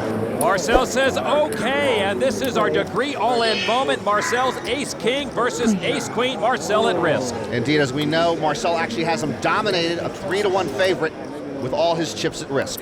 But Marcel Luz does not sit easy as we go to the flop. Ace, 9, 10, both pair the ace, but Marcel still leads. You're right, Lon. Marcel does seem a bit uneasy. Come on, queen, queen, queen. Badger needs a queen. Turn card is a 7. No help to Fred Badger. He can't break into song yet, but that's good news for Marcel. Don't need a queen. Fred's still calling for the queens. Marcel's in great shape. Badger can knock him out of this main event, though, with a queen on the river. And it's a 3. Marcel gets the degree check mark, survives his all-in. I had to think long about that one. Well, no matter how he dresses, always good to have Marcel around for a bit longer. Marcel's king kicker allows him to double up through Fred Badger. The all-in moment is brought to you by New Degree for Men. For men who take a risk, it won't let you down. The World Series of Poker presented by Milwaukee's Best Light. Main event. Welcome back to the greatest spectacle in poker, and even though we are losing players right and left, after today we will still have 1,800 players left in this tournament, and Mike Matisel's rejoined us. Deal me in, man. Hey, how y'all doing? Mike has served his time for his profanity, and it's time to get back to the action. Try to block out the myriad distractions in this room. All right. I think I should probably play the first hand when I get back here. Probably wouldn't be a smart thing to do. Smart thing to do would be to shave, shower, and wash your mouth out with soap during the break. Before I change their mind. Well, Mike already maybe feeling a little better, shows some discipline there and folds that hand. We'll keep an eye on his antics. Let's get back to our featured table now, and blinds at 200 and 400. Need to make you right. Even in a room this large, you always know where Marcel is. New face at our table is John Brody from Davie, Florida. Did you want to do any duets? And Simon Trumper also. Well, I hear you sing, you know? Liven this game up. We could all have a sing-song. Simon might be a Marcel wannabe. Simon has made one World Series final table in his poker career. And look at a pocket cards on the Milwaukee's Best Light pocket cam of Queen Jack offsuit. Trumper was expelled from secondary school for playing poker dice after finishing a math exam. What school system throws you out for playing poker dice? Jeez. Trumper raises it to 1,400. Marcel folds over to John Brody. Pocket fours in the big blind. He'll need 1,000 more. I'll give you a little action. And he's coming in with it. Please don't outplay me. Couple overcards versus a small pair. Coin flip 9-7-9. Brody's pair of fours hold up so far. And Marcel would have made nines full on the flop if he played his rags. But as it stands, Brody in the lead, and both he and Trumper check to the turn. It's a 10 of diamonds. That gives Trumper a straight draw. Brody first to act. And he checks. It's a scary board for Brody to look at. A lot of overcards, straight possibilities, flush possibilities. Trumper bets 2,500 on the draw. Yeah, that's just a semi-bluff at best. He'd like to see Brody leave. Brody doesn't look like he's long for this. No, he doesn't, does he? And he does kick in his cards. Good later. I fold 9-7. You folded 9-7. Wow. I was in big trouble. I couldn't beat a full house. Could you beat 2 pair? Of course. Yeah. Remind me to check for all 5 fingers after I shake Trumper's hand. All right, away from our feature table, back into the field, and a big pot going over to 5-time bracelet winner Phil Ivey, who once was the youngest bracelet winner ever at age 23. Another former youngest bracelet winner ever is playing today. Gavin Griffin won last year at age 22, a win that included a hand he will never forget. It was just one of those days where I had the feeling I wasn't going to lose. Phil Hellmuth knocked out by Gavin Griffin. And the run of good luck continues for 22-year-old Gavin Griffin. It always helps when luck is on your side, and it was for Gavin Griffin during the 2004 Pot Limit Hold'em event, but it was one play against 2 savvy veterans that sent Gavin on a historic run. So Gavin Griffin on the button with a 9-8 unsuited. He'll call. Wow, you've never done that before. Been playing with him for 3 days. He's never limped on the button, man. There really was no plan before the hand as far as, limping and playing it like a monster. But as soon as Gary made the comment of how I'd never done that before, it kind of changed my mindset. So now action over to Gavin Griffin. He would have no hope to win this hand unless he bets and forces out the competition.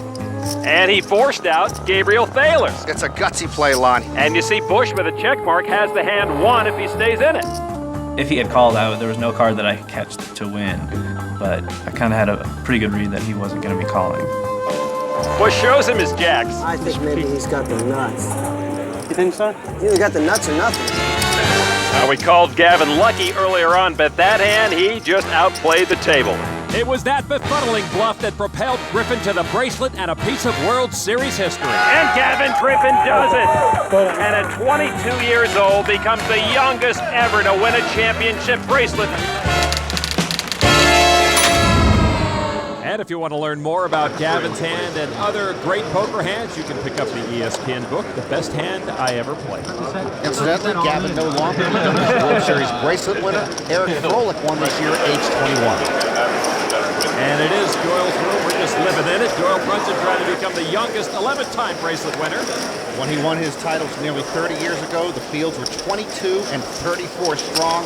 This year, 5,619. And 10 of them are seated at our feature table right now. Take time to tell me Marcel. You Simon really Trumper can. serenading us now. That's enough of that rubbish. Marcel might agree. Marcel, 8-9 of clubs. Marcel was European Player of the Year in 2001. Likes playing all sorts of combination of cards. And he'll raise it up to 850. Over to Stephen Doctor from Chicago. You know what he is? He's a patent attorney. Greg Raymer was a patent attorney. He won last year. Book it. We have our 2005 main event winner. Where did he raise it? Total of 850. Oh God, please don't call. If you call, I have to call. And then it gets confusing and I have to work out the odds and... The doctor's not listening to a word Simon Trumper says and he calls it. How can I call and be out of position to myself? Oh boy. There's so much that I can do for It's you. beginning to sound like an episode of American Poker Idol. 650, I'm getting 4 to 1. Let me have a look. Trumper with King I could get lucky. Or he could start singing again, but I don't think he and Marcel are in harmony. Marcel got that. Could do a sing song. 650 to me, yeah? This is a let's get lucky call. Trumper is in the hand. I'm not sure if I want to hit this flop because if I hit this flop, he hits this flop, and he might have both of us beat. I need all the chips in I check in the dark. I check in the dark because I'm gonna let Marcel do the action. Norm, you get the impression that Trumper's getting under Marcel's skin a little bit? Well, they're starting to bump up against each other. They both trail Doctor going to the flop. Ace-5 deuce, couple of diamonds. Nobody hit that flop. No. Action to Marcel. Trumper is already checked in the dark. Loose bets 1,300 with 9-8 suited. Dr. folds the best hand. Marcel bet hoping nobody has an ace. If nobody has an ace, maybe everyone will go away. Well, Marcel, it's been a pleasure having you on the table. I'm afraid I'm going to have to pass. The first card was really good, but the other two didn't match the two I've got. I go for straight flush. Marcel shows him that he had nothing. I need all the chips I can No, get, sir. guys. I have no more time for you to waste it. To talk this rubbish, you have to pay. You talk. I sing, but what about the collection? Getting some chips. You have the advantage of being able to represent it, knowing that I'd know that you must have a strong hand with this guy behind us. So don't start giving me all that Both these rubbish. guys seem to be cut from the same cloth. Simon tried to steal some of Marcel's thunder. I just want to socialize with you guys. Marcel having none Don't of it. expect me to have a hand. If you had deuces, I'd have called. I was surprised to These hit the guys should go flop on the that road good. together. Anybody can play aces. Marcel Lusk plays poker. Back to our featured table in a moment. Let's go out to the outer tables. And we find Robert Williamson. Uh-oh, he's standing up, Norman. He's all in. Robert Williamson III looking for an ace. Oh boy, that eliminated the ace of hearts for me. Nope. Full house. Doesn't get it, and he loses to a full house. Good plan, you guys. Robert Williamson eliminated. Hope you all have good luck. His main event is over, but I guarantee you he'll be gambling again before he gets to the parking lot. Over to TJ Cloutier, who's finished top 5 in the main event 4 times. This does not look like a top 5 face. I gotta call you with 2 overcards. TJ's all in. 2 overcards. Yeah. Oh, yeah, like my hand. Yeah. Are What do you you all got? in? Yeah. Well, I got a queen is all I can win with. What am I gonna do with it? I got half my money in there. Now I need a diamond or a queen. Now I'm out. Good luck, guys. Everybody. TJ Cloutier is gone. And the big one will elude him yet again. I didn't have any choice with my money. So the man who has won just about everything there is in poker except the main event will have to wait at least a year to capture this prize. The Toyota Points Leader is brought to you by Toyota. Choose any direction, as long as it's forward. Toyota, moving forward. Here is our Toyota Player of the Year standings. Alan Cunningham, who's been knocked out, still on top. Mark safe in 3rd place right now with a good showing here in the main event. Could take over the leadership. And there is one of the 2 bracelets that Safe won this year, but Mark doesn't look like he's a winner right now. Looking a little bedraggled. Down to 1 chip. Don't worry. This will be the one. This is a 5,000 chip. Half of his stake in this no-limit event. They're in trouble. You might have had it. Mark still has a lot of work to do to get into the running. Over at Howard Lederer's table, it looks like he's got one of those moments that are going to make you sweat. Come on. Howard going all in. Just got 1 card. Howard turns over 2 jacks. Lederer made the final table of the main event the first time he played it in 1987 and hasn't made it back. He's up against Ace-7. Keep it clean. And Howard does survive his all-in. Wow. For any player to make it deep into this main event, they have to go all in time and time again. I was just putting them on, maybe ace-10, maybe flush draw. Maybe I was ready to take a couple days off. Howard pretty strong in chips right now, though. Meanwhile, things have been pretty quiet over in Mike Mattisau's sector. After serving his profanity penalty, he's been keeping his composure very nicely. Mike collects some chips there, and he's hanging around so far. 174, 261, 348, 435, 522. It's our human calculator, Scott Flansburgh. 783, 870, What's he doing? 1044, 113, I think he's keeping track of the national debt. I'm not sure. Back to our featured table with 1, 2, 3, 4, 5, 6, 7, 8, 9, 10 players. Very nice. I am waiting such a long time. I don't know that one. Reaching out for you. Can't you sing one I know? Simon Trumper trying to share some of Marcel's spotlight. Marcel's not giving it up. That's Nick Morris, who's come across the pond from England to play here in the World Series. And he's got ace and a king of diamonds. 20 years ago, Morris read A. Alvarez's The Biggest Game in Town about the World Series, maybe the best poker book ever written, and he vowed he'd come here one day, and this year he did. Simon Trumper with ace-10 off suit. It's a raise of 2,000 to him, and Trumper makes the call. Marcel Lusk would love to get in a hand against Trumper, I think, but he's going to fold the 8-3. So Morris with a 3-1 advantage over Trumper going to the flop. The flop comes out Jack-3 ace. The ace is good for both, but Morris has the better kicker. I'm all in. And Morris is going to push everything he's got in the pot, 3,550 chips. Pause for concern for Trumper. Trumper paired his ace, but he has the weaker kicker. And he makes the call. I mean, you've got... that's not what I wanted to see. Marcel, a very interested observer in this hand. And that flop's exactly what Morris wanted to see. In for all his chips, and he sees he has Trumper dominated. Good luck, Sam. Now the turn card. Oh, it's a 10, and Trumper's got aces up and the lead. That's why you don't wish the other guy good luck, because sometimes they get good luck, and then you're in trouble. Morris did pick up a straight draw on the turn, so he does have a bunch of outs. He will need a king, queen, or jack on the river, or Morris is done. And the river card is a queen, and Morris gets the straight and wins the hand. Wow. And survives his all-in. Wow, a hit for Simon Trumper. And Marcel Lusk, who has seen Trumper infringe on his act at this table, is glad to see Simon lose some of those chips. He might have a little tune he's humming in his head. Happy days are here again. Enough of that. Looks like Casper is all alone. Doyle Brunson is all in. He's put his tournament life at risk right here. He's up against Matthew Hilger. 2,200? And Hilger makes the call and makes it official. Doyle Brunson, tournament life at risk right now with King Jack against pocket sevens. Jasper, you've been a bad boy. The lucky charm has not worked so far. The flop 6-10-4, no help to Doyle Brunson. Hilger still leads 3-1. Hilger finished 33rd in the main event last year. Doyle finished 53rd. Hilger trying to outlast him again. Turn card is an 8 of clubs. Brunson needs a card and needs it right now.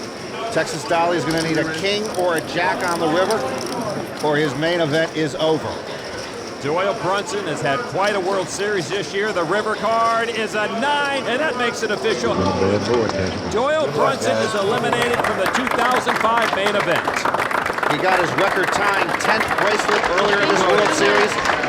Was hoping to duplicate his deep run into the main event that he had last year. Doyle was also lucky enough to witness his son Todd winning his first World Series bracelet. Great memories from the 05 World Series. Thanks a lot, Doyle.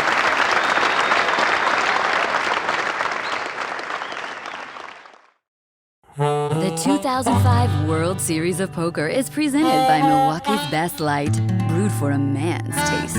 Miller Brewing Company, and in part by Levitra. Ask your doctor about it today. Levitra, when it counts. And Harris Entertainment, home of the world's richest poker tournament. Back at the Rio, and our human calculator, Scott Flansburgh, is pondering what to do with his final chips. I did the math, and I've concluded it's time to go all in. It's going to push them all in. Let me calculate his odds of getting a dinner companion tonight. Thanks a lot. He's going to need one because he's not going to be playing poker. Nice meeting you guys. It was a He blast. has been eliminated from the main event, and a couple of aces for Tamao Sato, who is all in and graced us with a wardrobe change, but she learns that aces aren't all they're advertised, and she too has been knocked out. And Mike Matusow has decided to risk his entire tournament life on this hand. He is all in and quite nervous. And Matusow survives his all in, and he'll hang around for a while longer. It would be difficult to find anyone in this room who wants to win the main event actually more than Mike Matusow. Now, Norman, knowing how he can steam and boil around a poker table, maybe that timeout that he took a while back helped him refocus his efforts. 20,000 chips for Mike Matusow now. That's the start, boys. That is the start. Start of what? I have no idea, but it's the start of something. All right, Mike Mattisau getting healthier. Tell me about the plans you're making. Interesting thing about Marcel, he only works a cappella. If you start playing an instrument, he shuts down. Glenn Hughes has joined our featured table. He was quite a presence at last year's main event final table, finishing 5th.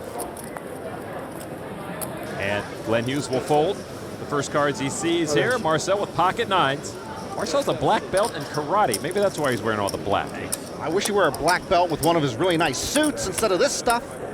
He's raising it up to 2,000. Action folds over to Simon Trumper. 2 cashes this year at the World Series. He's got pocket 7s. I'm on it. And he's going all in. Marcel might be itching for the knockout blow. Look, I promise I'm not taking advantage, all right? It's just and I got a vibe for the hand, and I just feel good with it.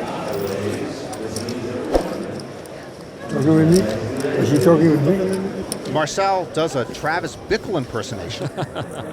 It would take 7,025 for Marcel to call, and that's exactly what he does. Trumper's tournament life at stake. Trumper's nickname is Aces. That's what he wishes he had right now. Absolutely. Trumper in a world of hurt. A big disadvantage going to the flop. Marcel Lusk with a chance to knock out Simon Trumper. And now our flop. Ace 9-3, a set of 9s for Marcel. Cheers, mate. I like the way they handled that. They both know Simon's dead.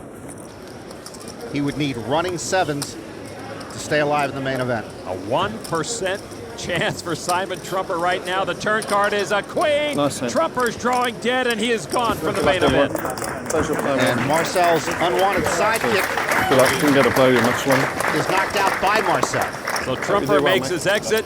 And barely a nod of goodbye from Marcel, who collects the rest of Trumper's chips. Lusk in good shape as he continues his charge in the main event. So the large field has once again proved difficult for some to navigate. Some of the game's greats could not last throughout the day. And Mark Safe will not be Player of the Year after being eliminated as well. But others found success. Bingo! Marcel Lusk will join fellow pros Phil Ivey and Howard Lederer on day 2. And Mike Mattisau was able to put early turmoil behind him, regroup, and survive. And so day 1 of the main event is finally over. Almost 1,900 players still remain. We'll see you next time for the World Series of Poker. Yes! Congratulations! The idiot made it through one day of poker.